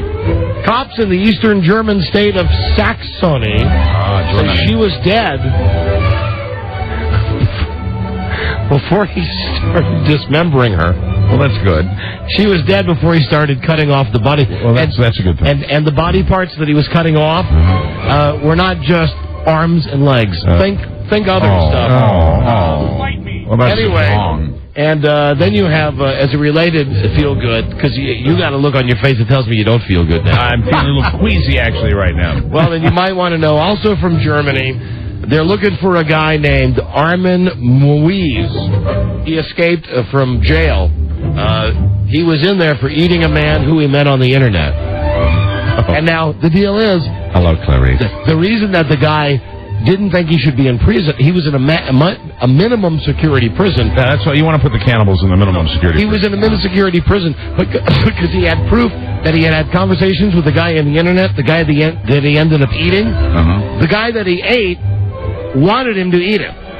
Oh, my. So they said, okay, this is a crime, but the guy wanted you to eat him, so we're going to put you in minimum security. Anyway, he's out. It's a crazy world, isn't it? And that's all I've... How about those feel good? That's all I got for you. You know, it's very rare that you find two great feel-goods. Very rare, get it? In one day. Medium rare. Okay. Fantasy football, all people want to talk about CSI here now. Yeah. Come on. Hey, Matt. Yes. We're running late, Matt. Hi, what can we do for you? You're about CSI? Yeah, I work for a judge in Salisbury, and this stuff happens all the time right here in Maryland. You don't need to go to California. This show, it's had a terrible effect on things. Mm-hmm. That's amazing. So juries will find a guy not guilty because they think they should have more evidence like they do on TV. Exactly. They also seem to be under the impression that DNA testing is incredibly cheap, that any place can do it, and if you don't have it, there's something wrong with your case. And the opposite is true, right? Yeah, it's pretty expensive. Most places reserve it for, depending on the importance of the case. Right. So now are cops feeling a backlash towards CSI? I mean, after all, it is just a dumb TV show that people like watching. Well, the one thing this guy said to me about CSI was that what you see on CSI about where they do everything, that it really doesn't happen. Where they go to the crime scene, where they collect the evidence, where they actually interview some of these suspects. That doesn't happen at all. The crime scene investigation is very, very technical, and it's just that end of it. It's the gathering of evidence. Right. The real stuff really is done by detectives. You have a detective on CSI, that old bald guy. Right. But you know how they're involved in every facet of the investigation. Including eyeballing the suspects. That doesn't happen. No. Well, anyway, that's fantastic in America. Only in America. Pretty amazing. We've seen it on CSI. All right, thank you, Matt. Thank you. Thank you. And I got a little lowdown on why Springer was at Fenway Park the other night. Jerry Springer is a delegate to the Democratic National Committee. Oh, that's right. Hey, that's good news. Springer. Hello, Joe. Yes, sir. Joe, you're on the air. I can't believe you guys are suggesting that HP doesn't currently produce a printer that will magically spin out the picture of the perpetrator by putting a drop of blood on the top of it. I'll tell you another one they use on CSI. And Mike, you're going to see the Born Supremacy tonight. Right. It's nothing. It's a technical thing you see on every single show. But it's one that I've wondered about, where you got like a partial print of somebody. Right. And they run it through the computer, and you see the computer making like all the little indentations saying, okay, this is similar, this is similar, this is similar. And they always go into it saying, it's like a needle in a haystack. And it goes, match found. Right. You're going to see that in the Born Supremacy. Very cool. That's CSI stuff. We got a break. Oh, when we come back, we'll be talking to, I wish I had the guy's name, but I got his magazine right here. The guy, maybe you're like us. Maybe you're just so pathetic that you play fantasy football and you really care about it. Absolutely. We do. And we've got the guy coming on who has one of these magazines. One of them that we would buy, I'm sure, that's because it says cheat sheet inside. Hey, that's what I like. That's what I base my picks on. The Fantasy Football Pro Forecast. So we will take a couple of seconds to ask him who we should pick on our teams this year. I'll have my notebook out. The whole Ricky Williams thing. We will be, and I'm going to be calling Cakes, incidentally, even though he no longer works here, to find out if he still is getting his pre-draft stuff together ready. Money! Because there's a guy that used to work here who really had like a Charlie Brown school book. What do you call those notebooks? It was he had a binder. Binder. And he would actually take notes. Yes. Starting in May or June. Right. For our fantasy football. Even though when you really look at fantasy football over the years, it's kind of comes down to luck. Yeah, absolutely. Pure luck, more luck than you would have, say, putting a regular football team together. I think so. With game plans and stuff, and it's like, oh, he's good. But it still doesn't mean we can't have mock drafts. And Johnny was the best at the mock drafts. Say, how many mock drafts you done? Oh, about 12 so far, Ricky. About 12. I think I might. So we'll talk with the guy about fantasy football. So you're into it, stay there. We'll be right back. This is the Don and Mike Show. God damn it, Eddie, it's not to me. Hey, it's my shoulder. I hit my shoulder when I hit the gym floor. It feels like it's full of gravel. Well, it's always felt like it was full of gravel. Now, come on, give me a B12 shot. That's what I want. Why messing with her knee? Hey, how you doing, baby? All right, Dale, you gonna get a shot? Oh, no shots for me, Turkey. I can't stand needles. Hey, you gotta master the technology of this game. Yeah, how do you do that, man? Take all those pills and shots, man. It does terrible things to your body. You last long enough, you'll realize the only way to survive is the pills and the shots. Oh, not me, Turkey. I got respect for my body. You'll get past that. The Don and Mike Show. Possibly crooked. The Don and Mike Show. Yeah, here we go. Station break. Baltimore. 105.7, Live 105. Des Moines, Iowa, KBGG. Las Vegas, KSFM. Salt Lake City, KALL. Tampa Bay, 1010 The Buzz, WBZZ. All right, I love those stations. Football season starts in like 2 weeks with the preseason. Wow. We've decided that we're going to wait to have our fantasy draft until the week before the regular season starts. I think that'll be interesting. It'll give all of us a chance to follow the injuries of the preseason. I know a lot of people do it earlier.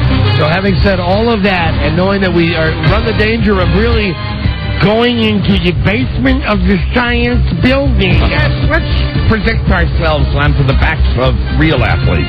It's just a brief moment to allow us to indulge ourselves. We will have convention coverage. We will in our next break. But very good. Let's welcome. Now, the name is pronounced? Is it Emil? Sounds good to me. Emil. Yes. Well, is that how you say your name, sir? Emil. Emil? Emil. Yeah. Emil Caddick? Caddick. And he's the guy behind Fantasy Football, Pro Forecast. It's a magazine for guys like us. It's a fantasy football magazine. Yeah, I think a lot of people that do fantasy leagues grab these magazines, a lot of them at the last minute to shore up their lineups. So we're like panic shoppers, you know? Yeah. So we're doing this like for, I don't know, the 5th or 6th year. How much of a male America does fantasy football? Well, what's the percentage? 80%? Well, gosh, allegedly there's 12 million people that play this sport. Wow. And it's Or should I call it hobby? And it gets bigger every year, doesn't it? It's getting bigger and bigger. It started 41 years ago in a basement in Oakland, California. In 1963 in Wilford Winkenbonk's basement. Now, how much does this kill you when you put out a magazine and you don't know if a guy's going to be traded, released? I noticed in your magazine you have Ricky Williams as the 9th best running back in the league. Regardless if you think he's the 9th best, the 3rd best, or the 1st best, how does this screw all of us fantasy guys now with Ricky Williams not playing this year? Well, I think it makes it kind of fun because you can, have a little more creativity, more thought process to figure out what's going to happen now. And, of course, we have a website called footballdiehards.com, and we get to figure out the new cheat sheets and then find out what's going to happen. I have a very important question about fantasy football, and I think this speaks to, in my opinion, the way fantasy football leagues are run, the way the people are picked, the way the whole thing operates. How much does a player's performance from the previous year affect what he does the following season? And does a guy usually that has a great season come back and have another great season? Because isn't that really what you base these fantasy rankings on? Well, certainly the past performance is important, and well, not necessarily surprisingly, but positionally it changes. Running backs, you find it's more consistent. You may have 75% consistency from year to year, where wide receivers you may have 65%. There's just a little more dynamic change going on. What is the position with the biggest variable? Oh gosh, come on, probably kickers and fantasy defenses. Oh, see, now to me that's the easiest because, and I'm not giving out any secrets here because I'll be the first guy to pick a defense. I normally am. I'm gonna go, no need to write this down, Mike. It's no state secret. I'll take the Baltimore Ravens defense and I'll pick them up way high, like 5th round, because here's the thing about the Ravens defense. Every year, they're worth a couple of punt blocks. They're worth, what, are you laughing at me? No, I would never do that. No, it's okay if you were. Why were you laughing at the thought that I would take the Ravens defense? Well, the 5th round's a bit high, and of course, I don't know your league scoring system, but I'm in an online draft right now, and I think the first defense went about the 9th round. See, the thing is, in our league, like in any league, there will be a rush on them. Right. Somebody will say, okay, I'm taking Tampa Bay's defense. And then all of a sudden, so this year, I don't want to get, here's the thing, from my team last year. You know what I do? What? I wait till about 4 or 5 defenses go, and then I take one. No. Wow. No, see, because you don't feel the defenses are that big a deal? They're important, but if you really knew Baltimore, the consistency, again, for kickers and defenses still aren't there. Baltimore, but maybe they're an exception. Hold on. Take them a little earlier. In our league, though, not only do you get accounted for whoever the place kicker is, Matt Stover, you get the total Baltimore defense, meaning all of the turnovers they get, all of the interception returns they get. You get points for every sack. You get points for every fumble recovery. But what he's saying is, well, if they're that important, then you readjust. We have a cheat sheet on the web on our footballdiaries.com site. Okay, adjust everything. And I'll let you give that out at the end of this. I promise. Sorry, I apologize. You can give out the website. And if defenses are twice as more important in your league than normal, yeah, maybe they should go a little higher up, closer to the 5th round. But you're still saying that the consistency with kickers and defenses is not the same as it is with other. And what I would do if the defenses were that important in that league, I'd probably try and change the rules of the league, but. No, we've had problems in that regard before. I would probably end up with 3 defenses by the end of the draft, because if they're that important and they're that hard to predict, I want a handful of them. Hopefully one of them will come out for me. Let's keep it generic. Quarterbacks. Mike, off the top of your head, who would you take? Eli Manning. Okay. No, I really that's a joke, because I'm a big fan of Eli Manning. Who would you take? Peyton Manning. Okay, I would take the guy I had last year, Steve McNair. Mm-hmm. Buzz, this would be a fun game. Who would you take? I don't have a clue. I'm going to have to consult with my management team. He doesn't know. Could you name a quarterback? Not at this moment. No. You couldn't name the quarterback you had last year? You know what? After Peyton Manning, I might be screwed. I don't remember. It's so long ago. Now, listen to this. Who he has rated number 1 Brad Johnson. In his fantasy magazine this year. He has Dante Culpepper, number 1. Minnesota Vikings.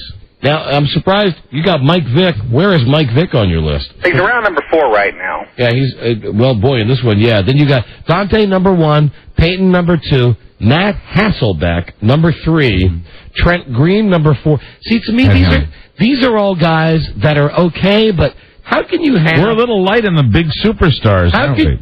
Really, and I'm serious now, how can you have Matt Hasselbeck ahead of ahead of Steve McNair and Brett Favre? Let me ask you one question. And Tom Brady. Okay, let me ask the question. Where did Matt Hasselbeck finish last year in quarterbacks and fantasy scoring? I got no idea. All I know is that he finished number 3. He was the 3rd best quarterback last year in fantasy scoring. Was he really? But we're actually lowering down to 4th or 5th. How could we do such a thing? But he's such a dopey-looking guy. He's a dopey guy, but he scores. Trent Green actually was number 4 last year. All right, hold on. According to your rankings, if you were up, would you take Matt Hasselbeck or Mike Vick? I would probably take Hasselbeck, because Hasselbeck had a good year last year, and Mike Vick is coming off an injury, has never had a top 5 performance. That's the safe pick. So the rankings for Michael Vick are based on... what the expectations are. A lot of expectations, great talent. The other thing, in most of these leagues, you get more points for rushing touchdowns than passing, and rushing yardage is a big thing, and people like Culpepper and Vick are great running. Are we going to talk about running backs? Because that's the area that I am completely confused. Okay, who's dazed and confused? Who's the best? Right now, Ricky's gone, so is it Priest Holmes, Amon Green, LaDainian Priest Holmes. Tomlinson? That's back. Jamal Lewis? You got 4 or 5 great ones there. Clinton Portis. Yeah, Priest Holmes is your best back. He had a great year last year coming off his injury from the year before. He had really no time to prepare in the off season as far as getting up to strength, and he had a phenomenal year last year. Broke the NFL record for touchdowns scored, and there's no reason to think he's not going to be the number 1 back. What's the biggest money fantasy football league that you're aware of? Well, the World Championship of Fantasy Football is probably the biggest. The entry fee is $1,450. Okay, $1,450. $1,450 is the draft is in Las Vegas at the Las Vegas Hilton. We'd love to do it, baby. Yeah, we would. Yeah. And we got a couple spots left. Well, I got to ask my wife. She's mad enough I'm in this league already. Basically, there's 672 teams. And we take up the 70,000 square foot ballroom, and we all sit in the ballroom on our little draft tables and draft about 3-4 hours. All right, now what about a guy like Tom Brady? Tom Brady is a guy who every year seems to be available like in the 6th or 7th round, and whenever he's picked, everybody in the room goes, you know how it is at a draft. Everybody yells at the guy I wanted him. I was just going to take him. Why does a guy like Tom Brady always fall halfway through the draft? Well, because there's sometimes a difference between a Super Bowl quarterback and a fantasy quarterback. He's a good example, at least so far in his career. Last year, he finished 12th among quarterbacks with fantasy numbers. Yet he's a Super Bowl, quarterback. Can a guy have a great year in the NFL and not deliver in a fantasy league? Oh, yeah, absolutely. I can't think of one off the top of my head, but Aaron Brooks was number 6 last year. Brad Johnson was number 7. Oh, listen, I had my stock in Aaron Brooks a couple of years ago. That son of a bitch. He'd be up one week, and he would be like crazy, throwing for 4 touchdowns one week, and the next week it's like his retarded brother plays, and he throws 8 picks. Absolutely. Who won our league last year? That would be me. Who? Yeah, Buzz I won the Super Bowl last year. And you don't know who your quarterback was?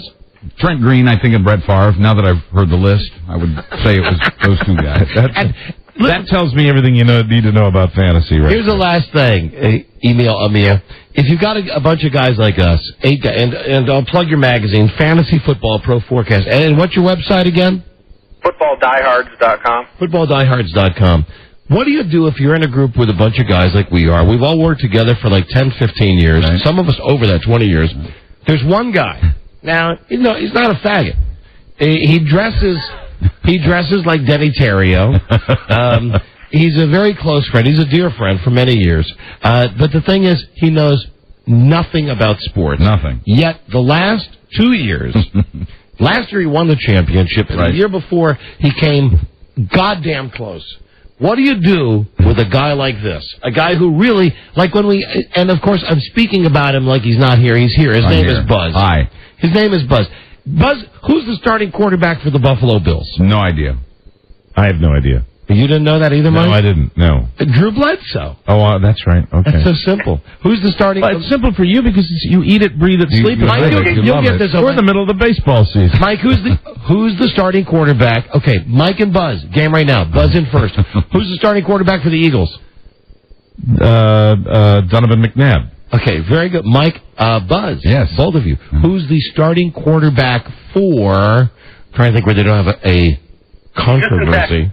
For the Houston Texans. That's a good one. Houston. Mike. Any idea? No, I have no idea. None here? No idea. Start for the C. Yeah, it's David Carr. It's David Carr. I don't even know who David Carr is. Never heard of him. What you got to do with guys like that is kick them out of the league. Okay, Buzz, you're kicking. That's a super idea. There'd be no one left. Yeah, kick us out of the league. He's gone. Never mind. Yeah, that's right. The league would be just done. Yeah. That'd be okay with me. I'd win the championship every year. I win again. Listen, thank you for your time. It was a pleasure. Okay, and we'll talk to you later. Hey, listen, how many nerds buy this magazine? What's your publication on this thing? Oh, we put out 400,000 and sell about 40%, about 160,000. Great. Key Rice. All right, thank you for your time. Thank you so much. All right, bye-bye. Bye-bye. Bye, Emil. There he goes. Well, he was a fantasy football expert. Yeah, absolutely. I guarantee, even without looking at him, I could kick his ass. Why would they put out so many magazines if they're only going to sell half of them? I mean, I'm no publisher, but that's an idiotic thing to do. We put out 400,000. I bet he makes a lot of money on the website. He makes a lot of money with that little league he has. He spends a lot of it on pay-per-view. I think what my point was, and I don't know whether I'm right or wrong, about fantasy football. Yeah? It is, I mean, as much time as you put into it, as Cake's puts into it, it comes down to no matter what. I agree. Pure dumb luck. Right, I agree. And here is Beth Ann McBride. Hi, B.A. Hey, I have a John Madden 2005 update. Yes? You can have the anniversary or whichever one you want on August the 9th. That's 3 days before the average person can get it. There you go. Good night, Mike. What's that? I did good, didn't I? Yeah, you did. Yeah, you How did about good. that? How about I'll take it. I'll take the one. I don't care about the anniversary crap. I just want the 2005 one. It'd be $49. That's fine. Okay. That's fine. Hey, good job. Thanks. There you go. You got it 3 days Have before a guest for tomorrow. I gotta... You what? Nothing. No, what were you starting to say? Don't have a guest for tomorrow. Don't say that on the air, Beth Ann. Okay. I'm working on it. Okay. Okay, All right, don't say it on the air. Yeah. Bye-bye. Bye, Beth Ann. You're doing a great job. Go watch Swimming with Sharks again. Remember, saying I'm sorry, it's a sign of weakness. Unless unless you really screw up. Wait, you don't have a guest for tomorrow? Yes, we do. Well, she has several. Just waiting for confirmation. Get somebody to talk about the baseball trading deadline. Rob's got a guest. We're going to do this one tomorrow. World's smallest cat weighs 3 pounds. All right. That's fun. Full grown? Full grown? What kind of show is this? Deli counter? Deli counter. The convention. Who did not watch Bill Clinton last night? He gave a stem winder last night. And you got to say, here's the thing. They gave the guy, normally he needs like an hour to make that speech. Yes, he does. They said to him, you've got 15 or 20 minutes. That's why, he would have waited for that applause, for 40 minutes. But he flew through that convention. We will have an update from now. Let's see if this really happens.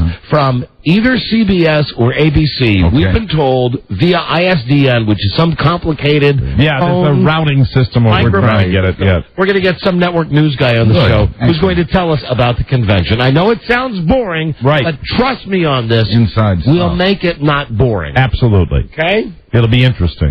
Yeah, it'll be more than interesting. It'll be very interesting. It'll be more than interesting. As we talk to hopefully some major correspondents. Yeah. I believe Dan Rather, Tim Russert, some of the names on our list. Peter Jennings. Luminaries. Tony Snow from Fox News Channel. I just hope that gets routed right to the Fleet Center and nothing disrupts the signal. We'll be right back. This is the Don and Mike Show.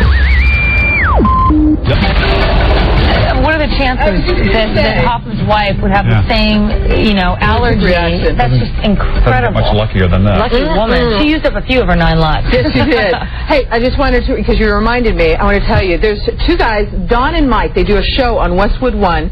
We don't get it in Los Angeles, but some reason they watch us. They watch us, they're on the East Coast. They watch us, I think, on the early Pacific Coast feed is what they call it. They get an early CBS feed. Let's go outside. And they, big fans, the guy... Radio jockeys? Radio disc jockeys, and the one guy, Don, is apparently a big fan of mine. And I said, yeah, okay, sure. And then, stop kidding, Kevin. I thought it was my brother. And they said, would you like to do a little call-in? And I said, oh, sure, that's fine. So I called in, and I said, prove to me that you're a big fan. He goes, well, I see you at 5:07, and then about 5:13 you come on, and about 5:45 you do the morning dish. And I went, okay, creepy. Okay, kind of creepy. Plus, he knew, all the old jobs I had and stuff. Anyway, his partner, Mike, said, his wife knows about this, and it's kind of weird. He watches it every morning and stuff. I said, what does your wife think about it? They get her on the phone. She's like, I said, Frida, do you mind that he's kind of obsessive? And she goes, no. You know what? I can't control my husband's fantasies. You want him? You got him. I love her. So I wanted to give a little shout out. Thanks to those guys. If you're in Sacramento or some of their 45 affiliated cities, listen to the Don and Mike Show. 62 degrees in Burbank. The Don and Mike Show. Hello. You can call Don and Mike anytime from anywhere in America. 877-365-3636. Right. They're ready to believe. We're concerned about AIDS inside our White House. Make no mistake about it. Be a dear and listen to the Don and Mike Show.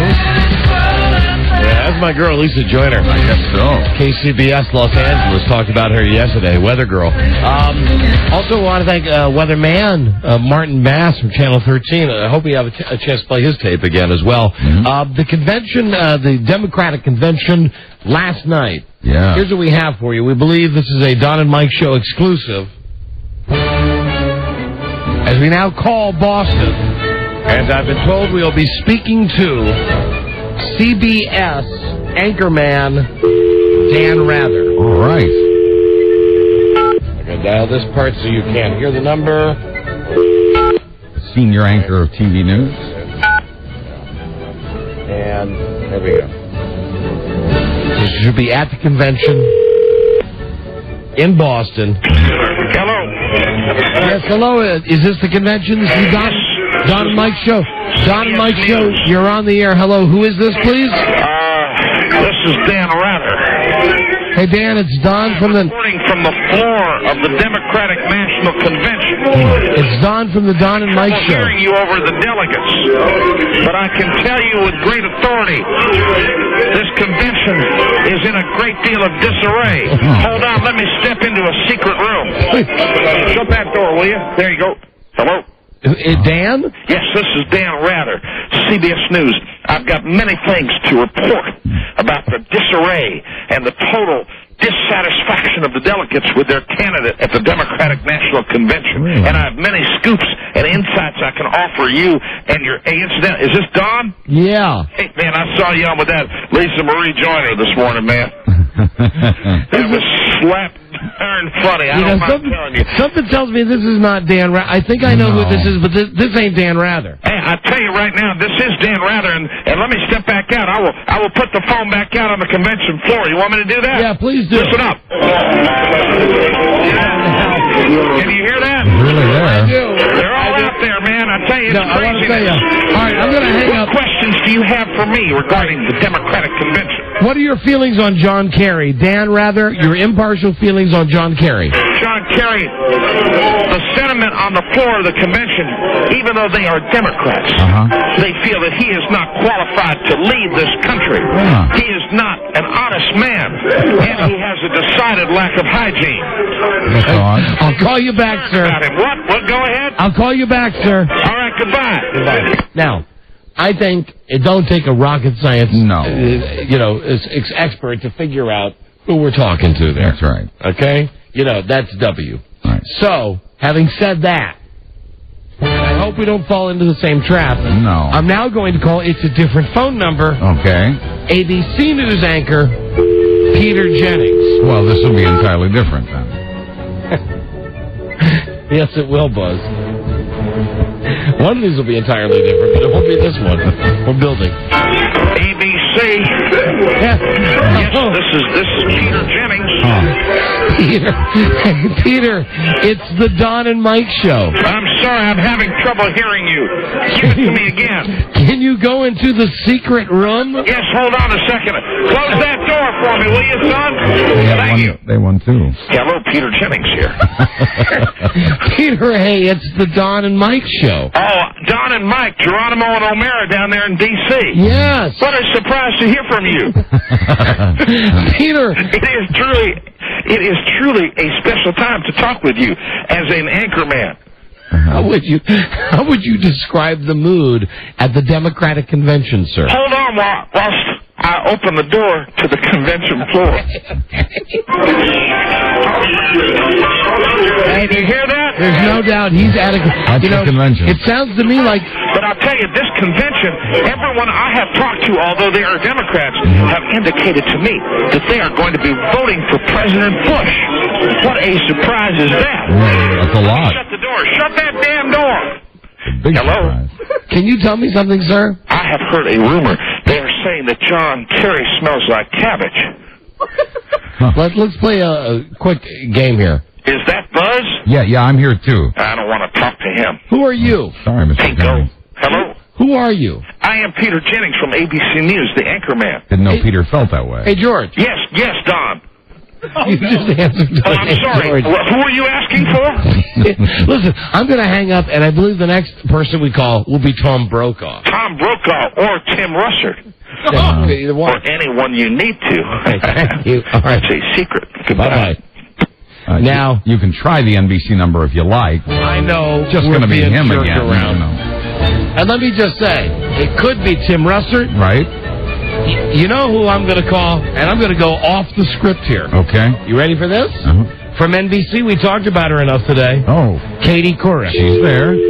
She could answer. All right, so now I'm going to call the NBC News booth where Katie Couric is. Let's speak to NBC's Katie Couric in Boston at the...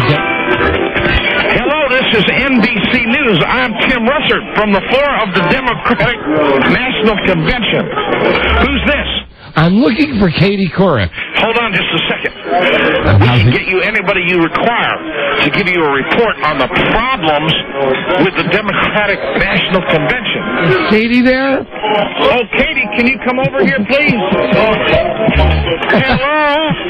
This is Katie Couric. Hi, Katie, it's the Don and Mike show. Oh, Don and Mike show. I'm a big fan of your show. I'd love to have you on the Today Show. Have you heard the news, Don? The Democratic convention is in total disarray. They are having some real problems, and they all hate each other because they've chosen the wrong candidate for president. I am Sexy Katie, and I love the GOP. How's about you? Hey, can you go in the secret room for a second? Hold on. Hey, shut that door. Hello. Oh, hey, Katie? Yes, this is Katie. Correct. Okay, all right, let's drop it. George, I know it's you. You what? W, I knew it was you from the first time. This is Tim Russert. Can I help you? No. Hold on a second. Milk, lemonade. Round the corner fudge is made. How about you, Don? Hey, W. Yeah. How are you, son? I knew it was you son of a bitch. We had a secret line set up so anybody that's calling for an update at the news organizations gets me. I'm just here. I'm here and having a little. That's a sound effect. Look, I can turn this up. Turn on that party music. There you go. Now turn it back down. How are you, Don? I'm doing great. So I guess you were not buying my ruse. No, I was not. However, I do want to say, of the people that you did the mimicry of... Yes, thank you. I'm a talented mimic. Yeah.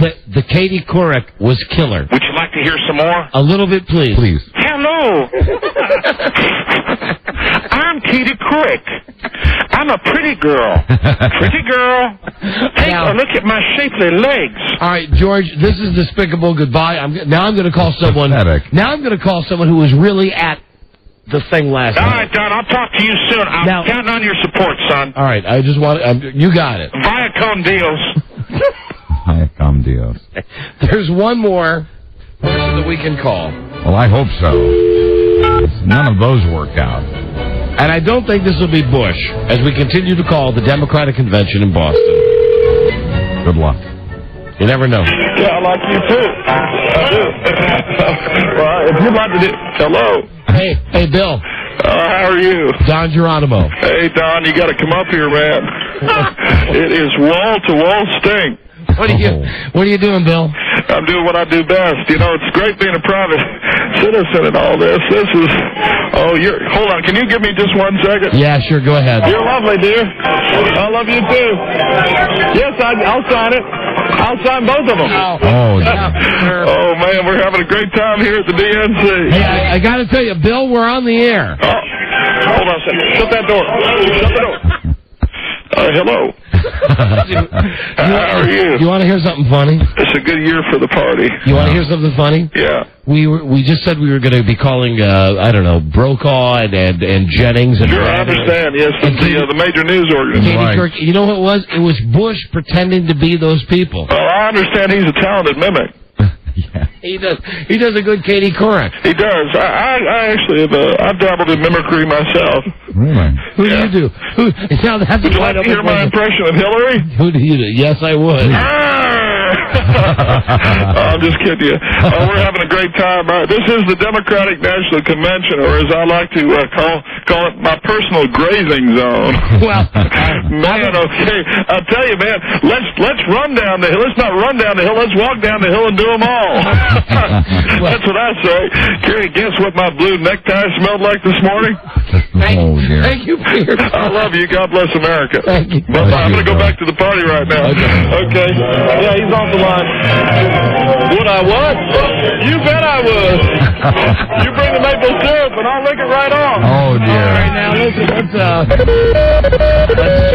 let's end that. Phone scan time, 877-365-3636. We'll take some unscreened calls here. Yeah. We're getting dangerously close to news time, so we got to squeeze it in together. Mike, you never believe this.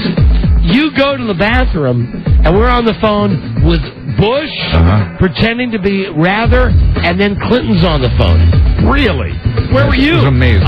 It took a little longer than I expected. Well, you're here just in time for a phone scan. Okay.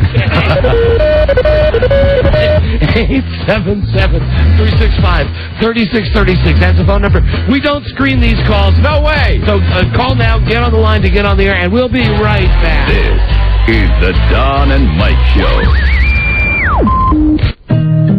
DM Day and Apple have created the first seamless integration of iPod and automobile. With your fully integrated BMW iPod adapter, you can shift between tracks and up to 5 BMW playlists. Adjust volume, shuffle your playlist or entire iPod library, and let the music take you to unexpected places. The thing is, they gave Buzz one of these cars to drive for a week with the iPod, and we're supposed to ask him, there's no spot in the copy to ask him, so we're supposed to say, Buzz, how was the car? Yeah, I like it. I think the thing I'd like to... Why settle for anything less than the ultimate sound experience behind the wheel of the ultimate driving machine? The iPod connector in the glove box connects directly to BMW stereo and lets you enjoy your iPod music without the loss of sound quality or the loss of sound quality that occurs with existing cassette and FM transmitter solutions. Anyone who's driven a BMW or plugged into an iPod knows the pleasure that comes from experiencing the perfect marriage of design and technology. Yeah. What, and I mean what, could be better? Well, Buzz? Yeah, it would be better For more information, go to iPodYourBMW.com today. The Don and Mike Show. There you go. WKK. This is the Don and Mike Show. I've got to tell you, today was just what I needed. Thanks a lot, Harry. Well, it was my pleasure, Mary. So you'll pick me up tonight at 7:45? Oh, well, no, I got a few things to take care of first, but why don't we make it 7:45? Stop it. Okay, 7:45. The Don and Mike Show. Now operating with a 7-day delay. The Don and Mike Show. Tomorrow on The Don and Mike Show, we're giving away a WWE trip somewhere. Good trip somewhere. We're going to play a game called Bad Brothers Behavior. Also tomorrow, Yallin' FM. We're going to do a whole segment with Yallin' FM with the reverb, and we're Yallin' FM. We're going to try to get Yallin' in here tomorrow as well. Rob, I don't think it's the WWE in Haiti. Rob's got a love affair going with Haiti. Hey, great place to be. And that's also tomorrow. I want to mention, postponed from today, Stump the Joe. Joe did come to me before the show and say that he had, in fact, found a topic that he felt strong enough, champion enough for, that he could play Stump the Joe with our listeners. Yes, I understand he discovered his topic late at night last night when he was having one of his thinking sessions. And just beware, I've now been told that the trip is not to Haiti. No? It's to Toronto, Canada. Toronto, go up to see our Canadian friends and listen on our Buffalo affiliate. For the WWE. We'll give away that trip tomorrow. Your choice, either Toronto or Haiti. Phone calls right now, 877-365-3636, the rotating random phone scam. These are unscreened calls, and anybody can call. Hello, Don and Mike Show. We know our Busto radio gods. Hi there, you're on the air. Hey, you guys are on fire today, by the way. You guys are awesome. Thank you. Hey, I just want to let you know in regards to... Notice nobody jumps forward to say, like, shucks, or anything. It's like, you're on fire today. Yes, thank you. We know that. We realize Duly noted. No need to dispute a fact. Yeah. We're on top of our game. We have been for months now. Yes, we have. For whatever reason. I really have to say this whole FCC thing... Yeah. It's re-energized me. When I say re-energized I like that word, though. It has re-energized me. And it's regenerated me because I've actually grown a tail. Anyway, I like doing the show. Now, I've always liked doing the show, but we're having a lot of fun. It is a pleasure to come to work every day, and who'd have thunk it a few months back when we were... when we weren't coming to work. Hello there. Anyway, listen, what can we do for you? Thank you for the nice compliment. Hey, no problem. Bakersfield, California, KGEO 1230 calling in, and there's another TV personality that just got let go today. Who's that? Nancy James. Are you talking about Jim Nance? Yeah. Jim Nance did not get fired today. He's been on your show, hasn't he? Yeah, but I mean, he lost his spot as the host of the NFL today. But he's still employed. Well, you guys, your record still holds true. Oh, get out of here. So does yours. I just want to say, this show is not career cancer for anybody in television who comes on this show. I don't think so. Hello, Don and Mike Show. Hello. Don and Mike. Although I could make an awful joke, and I won't. I really could. It would be, never mind. Okay. Because I would... You know what the joke is? I do. Yeah. I think I do. Yeah, right. See? Right, he's writing it down now. It could be about, Yeah. Oh, yeah. Was that what you had, Rob? Okay. No. Yeah, really? Was mine crueler than what you were thinking? I think it might be Yours is the cruelest. Yeah. Yeah. Even I won't say it. Mm-hmm. Good. It's in such poor taste. Right. Oh, that's worse. Well, that's what I thought. Look what he wrote. I'm glad you didn't say it. His is worse than mine. Yeah. His is worse than mine. Yeah, that's no good. Sorry. But either We're way. not saying them. Yeah, me too, but... Yeah, okay. We're talking about career cancer here. No Right, cancer jokes, please. Hello. Hello there, Don and Mike show. Hello, speak to us. And of course, always now, the dead silence. So that we linger over the awkward moment. Yes. Hello, Don and Mike show. We just had an awful awkward moment. Hello. I enjoyed it. Hello. Hi, this is Ryan from Toronto. Hi there, Ryan. You're on the air. Well, I just want to say enjoy the show, but please to be explained to me, what is the big deal with this coronation happening in Boston? I mean, aren't governments just supposed to pick up your trash and make radio bad? Hey, dude, listen, first off, you're in Canada, which means I'm not even going to entertain the call about why we have conventions and stuff. Absolutely. Read a book. We got conventions because we're America. That's the way we do it. We put on a nice show for everybody. Yeah, thanks for screwing up the expos. Hello, Don and Mike show. Does JFK Don and Mike mean today's best talk on Game My iPod? He wants an iPod. No, iPod, no! That motor mouth wants an iPod. No, you're not getting an iPod. Hello, Don and Mike show. Don. Yes, and Mike, hi. And Buzz. Hi. Hello. Hey, Mike. Yo. FNY. FNY. Go Sox. Uh-huh. Mm-hmm. Mike, can I have an iPod? No iPod. Everybody wants the iPods today. We're not giving away iPods today. We gave away like 5 of them last week. They're supposed to last us for 2 weeks. Come on. Hello, Don and Mike show. Right. I should mention tomorrow the secret sound is worth $800. $800. The common everyday sound. Hello? Hello? Yes, please turn your radio down. Hey, Mike. Please turn your radio down, moron. Please turn your radio down. Okay, hey, Mike. No, I'm not talking to you. I'm vetoing you. We're going. No, I have a question to ask you. How much? No. He's gone. Hello, Don and Mike show. Trouble. Hello? Don and Mike. Yes, hi there. The sweeter sex. Methinks milady will offer a breath of fresh air. Hello.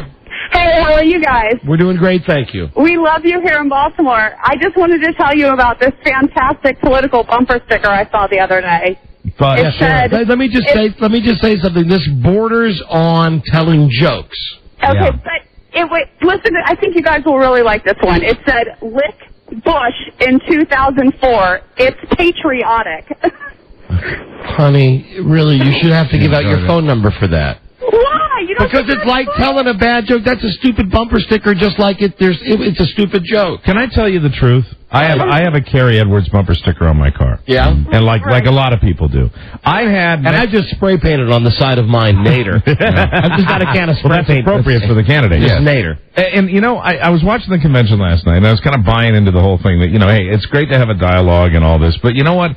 I took down the silly one that I had, which was not that funny anyway, and I said, you know, I'm just, you know, if you support a candidate, you're supporting a candidate. But I realized that I get irritated either pro or con by whichever side it is. I don't like those nasty little tricky ones, you know. So I mean, I don't know. My point was, this is the equivalent of calling it with a joke. So watch it. Mine was and bumper stickers really, and I saw a bunch of them when I was in Boston over the weekend. And even though at the moment I guess I was caught up in the frenzy of the political activity, I was kind of laughing at them. But then I realized they're all pretty much dumb. Yeah, they really are. They're kind of dumb, and they have that attitude that we're so clever. And so I this morning when I got up and I went out to my car, took another look at it, kept the Carrie Edwards bumper sticker and peeled off the other one. Good for you. You know what you can have on your car? You can have a sports thing on your car. You could even have like south of the border. You know, but please, tell the truth, like I do, south of the border. But please, as long as we're on the topic of bumper stickers, I don't give a rat's ass if your kid is on the honor roll at MIT. Right. I really don't give a rat's ass. What I would like, George Carlin has the best stand-up routine with that at all. You know, he has a bumper sticker that says, "My kid beat up your honor student." Yes. It might not be beat up. It might be something else. No, it's something worse. It was something else. It's something worse and funnier. Pull out the word beat and subtract it with another word. Don and Mike show. Hello. Hello. Hey, Don and Mike. Hi there. Hey, I'm sorry. I didn't really hear the phone thing. Hey, idiot fat driver from Portland, Oregon who loves you guys as much as another man could love another man. Wow. Thank you. Afternoon would be complete hell if I didn't have you guys. Oh, well, thank you. That's very nice of you to say. We're glad to be back on in Portland. Oh my God, I missed you guys for such a long time. Anyway, guys, I'll let you go. All right. I love you. See you, faggot. We all love you. Bye-bye. Keep having gay sex. I love you. Hello. Don and Mike Show. Hello? Hi, you're on the air. Hi, how are you doing? We're doing great, thank you. Hi. I'm calling to find out what I can do to win a date with Mike. Well, I'm seeing somebody right now. I have a girlfriend. Oh, I didn't know that. I'm embarrassed and I'm sorry. No, there's no need to be embarrassed, and I'll send you a tote bag. Bye.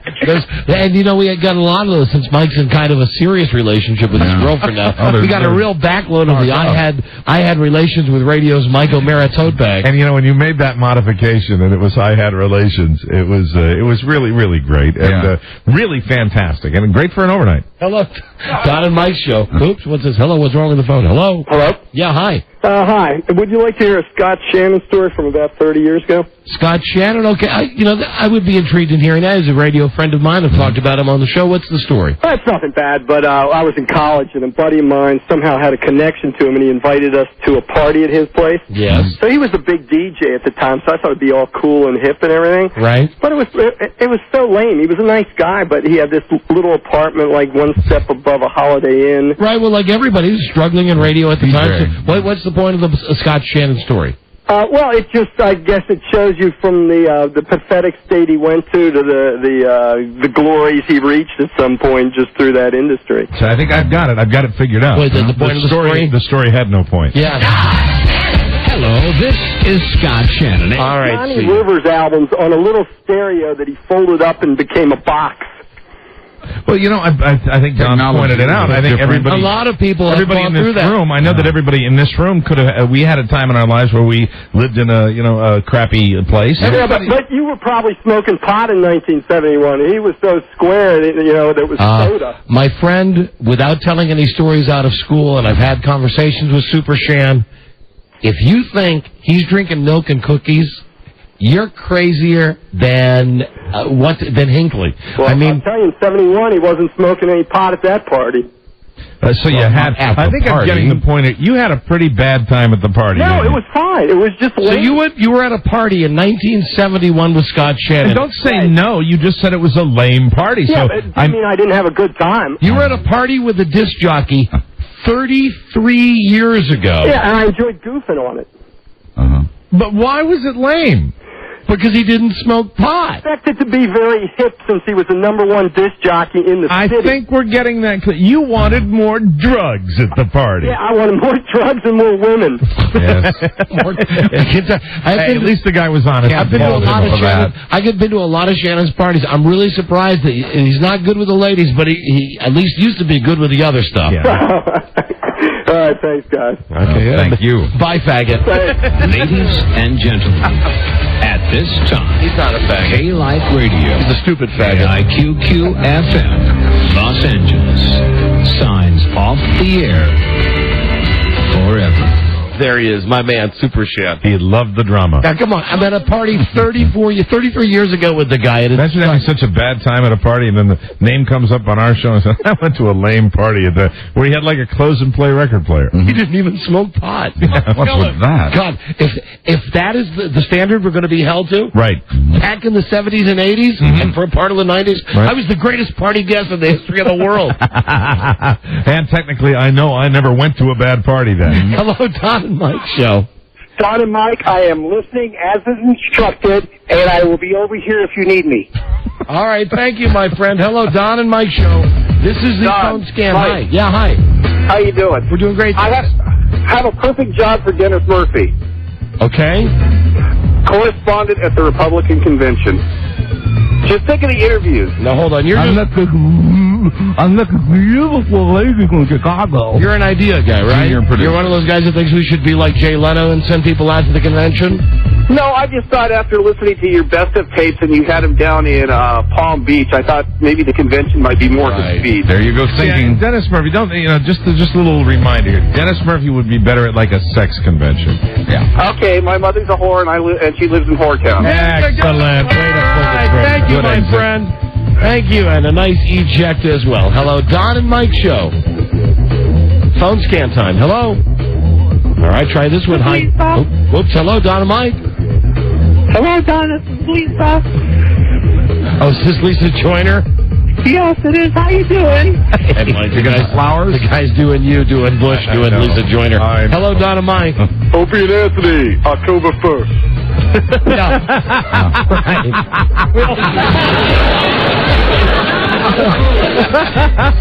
I think I've just gone through my underpants hearing that. Wow, am I scared? Yeah, we have to sign off that day, right? Hello, Don and Mike Show. Yes, we'll be quitting the business that day. Right. Incidentally, didn't that day used to be June 1st? June 1st. Yeah. Right. Hello, Don and Mike Show. Hello. Tom Gavin, you're a little tight today. Your skin's soft.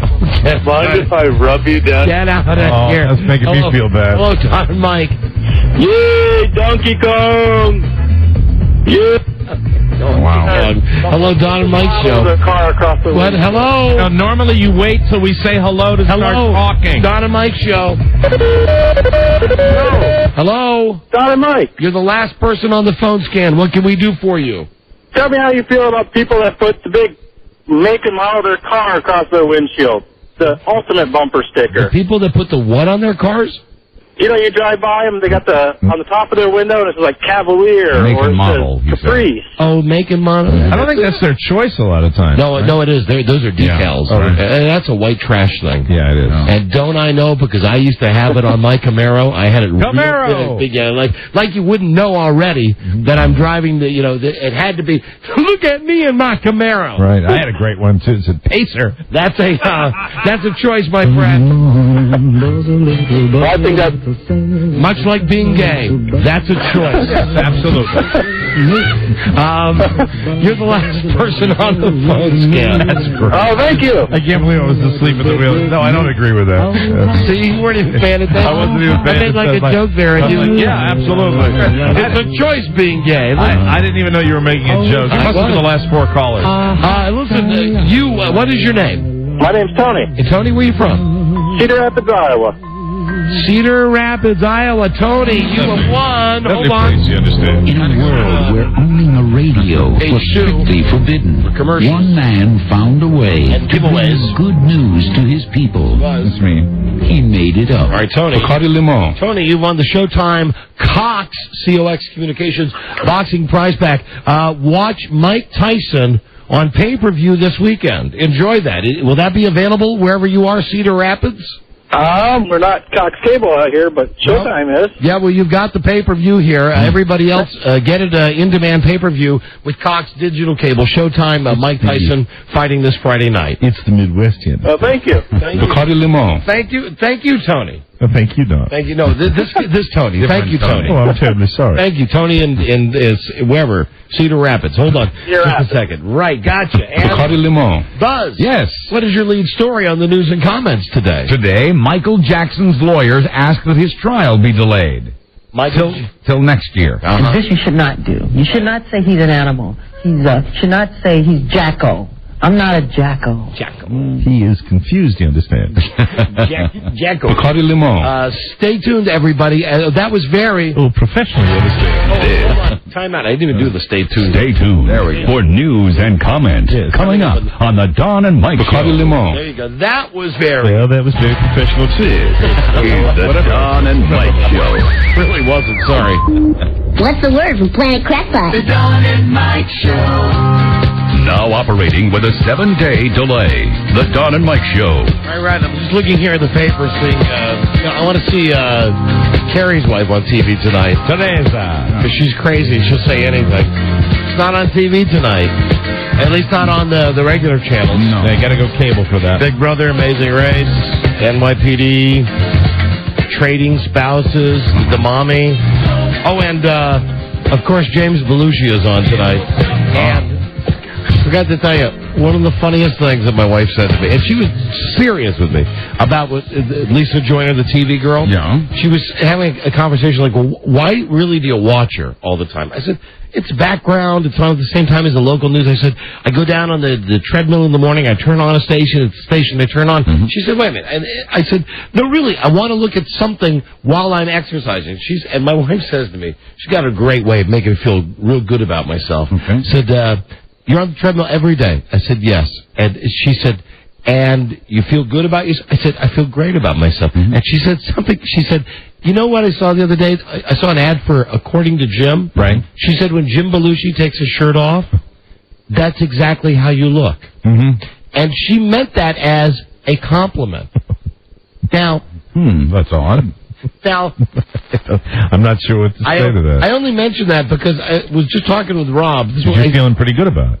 And he's got his picture right here in the newspaper. Right. You know, I work my ass. I mean, I'm not trying to get this whole weight thing again. Right. But I worked my ass off to lose over 65 pounds. And the response that I get from my wonderful wife is that when I took my shirt off recently, reminded her of an episode of According to Jim where he took his shirt off, and then she said to me, "Wait, that's a compliment. He's not as fat as he used to be. Right. He looks." And this is where she loses the argument. He looks pretty good. Yeah, right. Like you'd be with Jim Belushi, and he's this. I say yesterday on the air that you look like Diane Keaton. I think my wife does look like Diane. Right. Keaton. And come on, I'm not a handsome man, but please. Yeah, pick a better celebrity. I don't mind it if it comes from me, but when it comes from my wife, when I'm exercising on the treadmill machine and I'm trying to look better, right? She says, "You look good. You're looking more and more like Jim Belushi." Isn't that wonderful? That's bad. Somebody told me I look like Tim Russert when I take my shirt off. I'm just throwing that out there. I don't know why. I said that. Somebody said I'm a ringer for Tim Russert with his shirt off. And that's why he always does the news with his shirt off. Yes, he does. And a tie. That's right. Like a Chippendale. It's time for Buzz's News.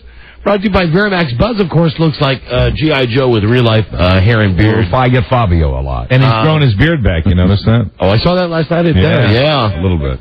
Just a little bit. Just enough to tickle the ladies. Tickle that special lady, Buzz. Yes. Verimax, the world's #1 sexual pleasure and performance enhancer. Someone call for a doctor? #1 because it really works. Doctor Develop. Call 1-888-TRY-VMAX. They bring you the Buzz news and comments now. Buzz is growing a flavor saver. Oh, God. No. Come on, Rob. Come on, go back to high school. That's just not funny. That's not funny. I'm not laughing at that. That's not funny. Hi, Buzz. Hi, Don and Mike. Hi, Buzz. Michael Jackson's lawyers. Hi. Michael Jackson's lawyers say the case against their client is breathtaking. This you should not do. What? You should not say he's an animal. Should not say he's Jacko. Jacko. I'm not a Jacko. So, Michael Jackson's lawyers say they need an additional 4 months to prepare his defense. If they get their wish, the trial would begin next year instead of this fall. More time for me to go over and play. In an unusually cheeky approach to the judge, Jacko's lawyers say the case is built to, quote, bring down a celebrity. Cheeky. Oh, I like cheeky. They also say the case is complex because of the conspiracy charges filed against Michael and his employees, or henchmen, to quote the prosecution. I would disguise myself as a flavor saver. Prosecutors say they don't mind a reasonable delay, but they say 4 months is not reasonable. This you should not do. You should not say he's an animal. Should not say he's Jacko. Jacko. I'm not a Jacko. Jacko. No. You remember the rumors were rampant that President Bush would replace Dick Cheney with Rudy Giuliani. The president denied it. Cheney said he's on board. Right. Then comes a report in the increasingly reliable National Enquirer that says Bush is still trying to get Giuliani. Now listen, and that a yes from Giuliani is the only thing holding up the switcheroo. Here's the thing. With the Enquirer, you can no longer laugh. You can't write them off when it's in the Enquirer. Right. More times than not, it's true. Yep. I think I just don't buy that. I really don't buy that. Quoting the Enquirer's source, it's Rudy's if he wants it. The source says those rumors were started, the rumors from a few weeks ago, by Republicans who wanted to test the water for a Bush-Giuliani ticket. Quoting one, he's the Republican no Democrat could say anything negative about. He saved New York, end quote. Cheney, meanwhile, is noticeably absent from Bush campaign advertising. He's eating a donut. You know, that the thing is, Buzz, that's kind of the way that I mean, I'm not going to change my vote, but I might feel better. A lot of Giuliani people there. It could tilt things. I might like a Giuliani Cheney ticket. Yeah. As long as you just take Bush out of it. Yeah, I don't think any of that's going to happen. No. It's too late in the game. Yeah, I think you're right, but we'll see. The Democratic convention, of course, is underway now in Boston. Hey, it's a great show. Well, I want to tell you. The thing is...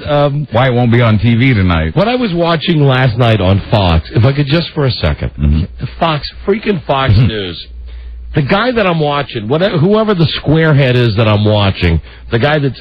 Tony Snow? I'm not kidding. I think the guy's name is Assman. His name is Assman. Oh, yeah. Anyway, so he says, I'm turning this thing on, and he says, tonight, terribly partisan, terribly one-sided. Okay, hello, listen, dumbass. It's a convention. It's a Democratic convention. It's not all people presenting their ideas. And you can bet your ass that when Fox televises the Republican convention, this is great themes, no divisible.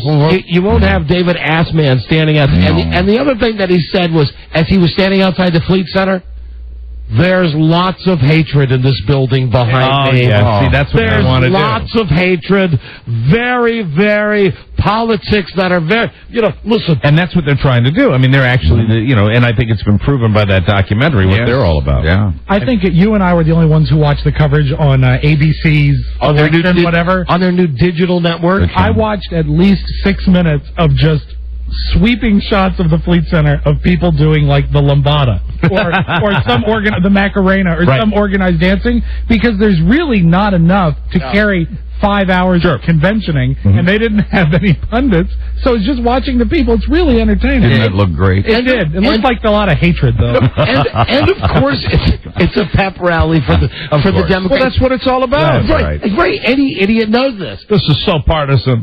Duh. It's on Fox. I swear to God. So that convention is now underway in Boston, and that also happens to be the hometown of the Gillette Company. And that company just spent $1 million on putting Gillette razors and blades into gift bags for the delegates and reporters. Just one problem. In these days of tight security, anti-terrorism razors and blades were then removed from the gift bags. That's right.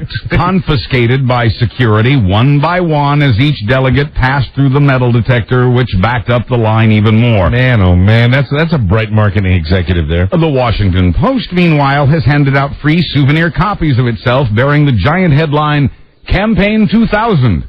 Which was 4 years ago. Oops. I'm J-Dubs. Editor-in-Chief, Washington Post. Sorry. Everybody's talking about the little internet cartoon that's far better than most. It's the one with Bush and Kerry singing, "This land is your land." It is great. It is very funny. And that is nonpartisan at all. That is funny. They make fun of both guys equally. Yes, and I think the funniest part is the Clinton part in that. That's the killer part of that. What I do? The lyrics have been changed to amuse and inform the viewer about the two candidates. Bush sings, "You're a liberal sissy." Kerry sings, "You're a right-wing nut job." Both sing, "This land will surely vote for me." And it's great because it's that cheap animation where the heads are like just going back and forth. Cut and paste pictures. Yeah, it's really cheaply done, but it's brilliant. Yeah, and the people who own the rights to "This land is your land" are not happy about this little video, not happy about the work by Jib Jab Productions. They're suing Jib Jab, saying the damage to the song is huge. Oh, God. The damage to the song, "This land is your land," which they say was a unifying theme written by Woody Guthrie, is now being associated with silliness, and they're insulted, and they're suing. Come on. Right. Get a life. Yeah. If you saw the dress one of John Kerry's daughters wore to the Cannes Film Festival, then you remember the dress. Baby. It was black. Very sheer. In the right light, you could read a newspaper. Sunday night, got a chance to look at both of them fairly closely. They were there at the game, and the Kerry daughters. They're easy on the eye. Yeah. Both of them are easy on the eye, especially Alexandra in this dress. Alexandra Kerry, however, tells Harper's Bazaar that the dress is actually quite conservative. She says that in the glare of... Hold on. How could it be conservative? I could see her entire top, right? I'm not complaining, but I could see everything going on in her shirt. It was the flashbulb. That's what she says, the 3,500 flashbulbs. The dress became transparent, diaphanous, if you will. Right. In Alexandra's words, because of the dark world of the internet, there are now entire web pages dedicated to my breasts. Imagine that. She's a documentary filmmaker, and I don't know whether you've heard it or whether it's been written about, but it looks to me like win or lose, you're going to see a documentary about the campaign that'll be coming from her, because that's one of the things that she was doing the other night. I want to see a documentary from the Bush girl that stuck her tongue out over the weekend. Yeah, that's the one that I want to see. Was that Jenna? That'd be a good one. don't know which one it was, but I think you could actually kick Nicole Richie and Paris Hilton out and put them on The Simple Life. Jenna and Barbara. Yeah. That'd be good. It'd be wonderful. Welcome to Canada, ma'am. I'm going to need to see a nude picture of yourself. A lot of Latinas have been entering Canada to make a living as strippers. The Latina lovelies are very popular in the Great White North. there you go. Happy Canada, we played your song today. But now, the Canadian Embassy in Mexico says in order for the girls to get a work visa for Canada, they have to first provide a photo of themselves in the nude dancing in a club. The idea is to keep out imposters, they say. Authorities then have to pour through thousands of pictures of nude women, but someone has to. Afterward, the girls still have to have medical exams. Give me a moment. Must be a customs official. Take it off. Okay. Take it off. Yeah. Take it off. What was that, Buzz? Afterward, the girls still have to get medical exams and police certificates to get their visas. Take it off. Thank you, Barry. Now that's a job. It's a border guard, right? Hello. Take it off. Anyway. Take it off. Take it off. Take it off. There you go. Thank you, Barry. He will be missed. Oh, if that's you're looking at me in that way, you knew it was time for the you thing, knew right? that I knew that you knew. Okay, so we do a full segment. We break here. What's next? When we come back, Buzz. Oh, up next, killer whale attacks trainer during show. Baby. Take it off. We'll be right back. This is the Don and Mike Show. Gosh, I hate to interrupt. It's all been so incredibly fascinating and entertaining and instructive. Really, the time has just flown by. The Don and Mike Show. Reluctantly, here's Don and Mike. And once again, here's Guy Bradley. Hi, Buzz. Hi, Don and Mike. Killer whale attacks trainer during show. Oh, my God. John Lennon. Whatever gets you through the night. That's something with me and Mike were playing records. That's how we do it like that. That was good. And we're just now hearing about the killer whale. It happened last Friday at SeaWorld. I know it's not a whale.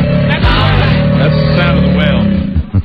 Happened at SeaWorld in San Antonio, Texas. That's a loud whale, man. Yeah. Big whale. Thousands of people, including kids, were watching as a killer whale tried to live up to its name. Not a whale. Mommy, the whale's making a funny sound. Quoting one Cletus, I told Crystal, I said, something's wrong, this ain't right, something's going on, and then it got real bad. I was videotaping and told the kids to close their eyes. Fortunately, the trainer's okay. Nobody's sure why the whale went nuts, except that it's breeding season. Yeah, it's mating season, and they think that the whale got all sexed up. Yeah. Really? And so he wanted the trainer? Yeah, and the whale threw around... Hello. There's an exclusive interview with the whale. The killer whale. The whale threw the guy around like a rag doll, and then video. For about 30 seconds, the guy, the handler, the trainer, doesn't come out of the water. Yeah, it's very scary. Yeah. Stunned, I think. But he's okay. The Shamu adventure resumed in time for the Saturday performances, without the ramming and biting. Shamu! That's one loud whale. Mm-hmm. Hello. Hi, whale. Breeding. Well... That diet may be good for you, Mr. Over-the-Top Carb Counter, but it's killing the cereal companies.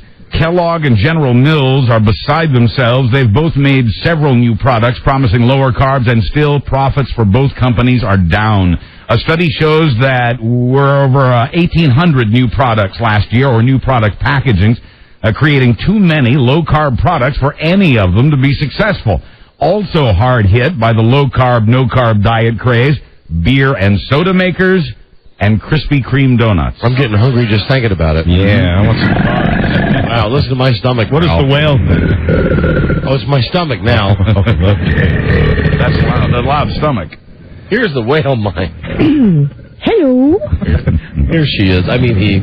Lovely. Somebody has finally done something about people who make and take cell phone calls in movie theaters. In the college town of St. Petersburg, Florida, a student and her boyfriend got pepper sprayed. Ooh. Hey, well. She says the incoming call was a family emergency and that she spoke so softly during the opening credits for Catwoman that her mother couldn't even hear her on the other end. Catwoman. I want to see Catwoman. Catwoman. Yeah, I pepper spray you if you don't let me watch the opening credits of Catwoman, even though I'm not reading them. The pepper spray came from a police officer. Oh, really? According to witnesses, the cop then shone a flashlight in her face and escorted the couple to the lobby. The cop told the couple to leave. The boyfriend asked why. The cop then pepper sprayed them. Hold on, give me a second. I want to play my new ringtone. Hold on. Don't use your phone in the theater. That's the moral. You have a new one? You don't have the Batman theme anymore? But I got to call the phone itself. Now, hold on. When's the stupid thing going to ring here? Oh. Wait a minute. Hold on. It's wrong. Give me a second. Okay, stop. Oh, hold on. 1 second. A call missed. Of course, you just called my freaking self. You have a new one? Yeah. Hold on. Got to download it. Okay, give me a second. Are you going to be using this one permanently? Uh-huh. All right. Better than Batman. Is that it? It's a new ring on my phone. That is loud. So much clearer. I'd hate to hear that in a movie theater. You like that one? You'll get pepper sprayed for that. That was quite a trip. Yeah, okay. It's late in the show, okay? I thought you were really going to have it. How long are you going to keep that Batman one? Seriously. Forever. It's the best ring in the world. Batman Forever. Trademark. The best one forever. I would never get rid of that one. Yeah, it's a good one. And now look at that. Look what you made me do now. What did I make you Now do? the phone is stuck. I just got to do what I always do. Just take the battery out. Yeah. Just take the battery out. Reboot. Reset it. It'll be cool. All right. Sorry that was such a long way to go for that payoff line. I know that you're always in the HOV lanes. You're always in the speed lanes when it comes to driving down Funny Street. There's never any cones in your way on Funny Street. Absolutely. For you, Funny Street's the Autobahn. Yeah. And for me, it's like a 20-mile-an-hour road. Sorry about that. Eat my dust with my jet ski. Sorry about that. At a McDonald's in San Benito, Texas, a teenage girl. There's Don's cell phone. You better get that. A teenage girl in San Benito, Texas, went to McDonald's. It's a long road to go down. It's a long road. Or said it was a long trip. Are my fries ready yet? I'm starved. Listen to his stomach growling. He's hungry. Girl at McDonald's says she... Hello. Oh, there she is. That's the girl at McDonald's. That's the girl. She's the one who's got the fries already. Yeah, it's not about fries. She says she found something in her frozen yogurt parfait. Parfait. Oh, what'd she find, Buzz? It was not an insect, but it was a roach. A mostly smoked marijuana cigarette. Joe. The Mickey D's refunded. She got her money back. Welcome to Mick Ardinger. Man, I just finished my parfait and I want another one. Well, police looked into it, but the manager says all of his employees take drug tests, so all's well that ends well. You're going to have to pull up to the second window. Hi.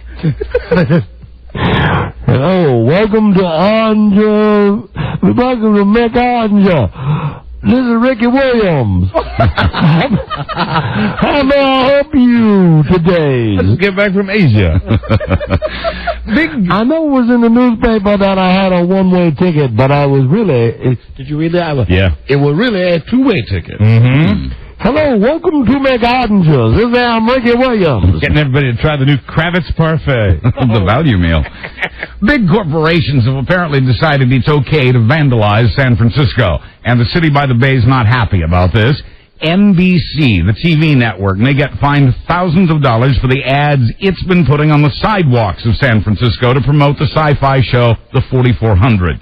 One local lawmaker even wants to pressure the network to make a large donation to the city's beautification projects.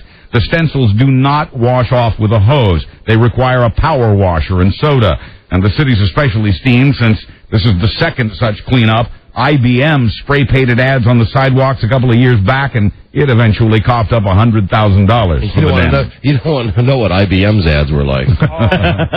What have they done for you lately? I'll tell you this, that our station in San Francisco, KYCY, has got a... there you go. Come on, Mike. No, here's the plan for us on the sidewalks with all the homeless people, right? Whenever a guy pukes or goes to the bathroom on the street, they consider that to be an ad for our show. Yeah, absolutely. That's sidewalk advertising. Yeah, and they don't even write our names on it. See that? Think of us. Streets of San Francisco. Sidewalk. Now, who the hell would remember this? I mean, Mike did, but this was what, Michael Douglas back on when he was in Carl Malden and Michael Douglas. Streets of San Francisco. Yeah, that's how Michael Douglas learned to act. Yeah, got started. A long trip. That was a long trip. That's a very long trip. Hey, I'm sorry. Okay. Hey, phone call.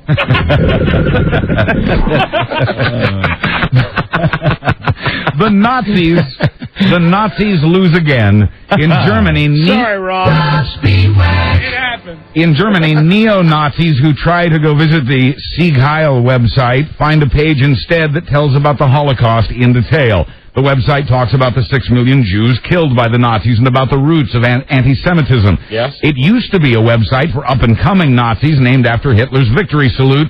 Today's modern German government revoked that website's license. Gee, what a nice thing to do. And finally... You know what Rob's always telling me? You can't tell right from wrong. Right. Right. R-E-I... Yeah, okay. Okay, I know it's a long way to go. Okay. On the Autobahn. I'm getting good gas mileage, though.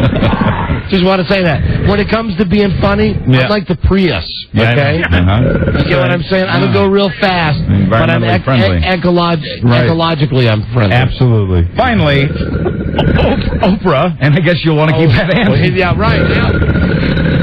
Oprah. It's Oprah. Oprah loves the chicken curry sandwich from the Art Cafe and Bakery in San Luis Obispo, California. Oh, does she? She's never actually been there. Someone else got her the sandwich. She's Oprah, for God's sake. She loves the sandwich so much, she bought the restaurant. We don't know how much she paid for the place, but because she used Oprah dollars, the joint was hers inside of 24 hours. The former owner is... She really liked that sandwich. The former owner is stunned. Quoting her, it was just a sandwich, you know?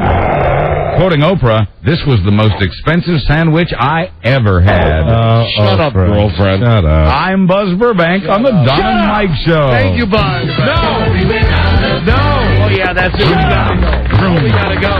Yeah. Good night, everybody. That will be tomorrow. We'll see you then. Let's see. Today, well, who do we thank? Lisa Joyner, Marty Bass, KCBS in Los Angeles. Hold on.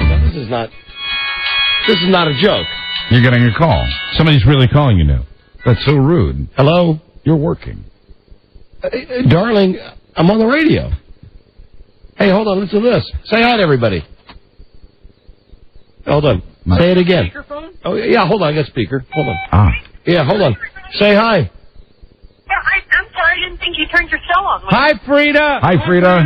I had her and I was just doing a great bit. Mike just killed me with this. I was doing a great bit about this phone thing, and Mike just absolutely cut me to pieces on it. I mean, it's killer. I'm going to send it to Jay Leno. It's so funny. He'll use it. You like Leno, don't you, Charlie? Leno! All right, listen, I'll call you on my way home. All right, Sugar Bear, do you want me to pick you up any dinner? Of course I do. Are you sure, or do you want leftover Zito? Oh, you did make some good ziti. Ooh. I'll have the ziti. All right. Okay, goodbye. Bye, love you. Okay, love you too. Bye. Bye. There she goes. Oh, Ziti. There she is. I want to come to your house. Yeah. Well, come on, Mike. I got a room open in 3 weeks. Anyway, when the boy goes back to college. Right, to school.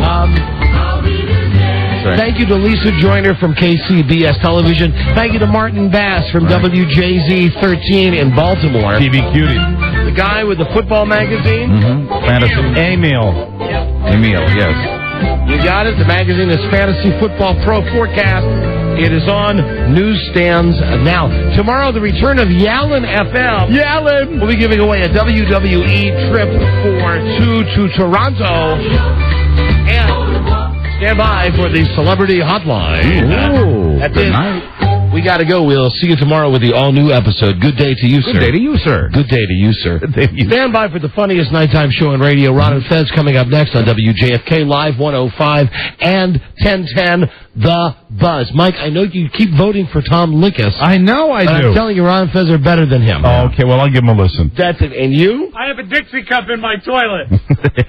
That's too funny. We'll have to talk about Rob's son, Robert, tomorrow. That's code. We'll... Bye.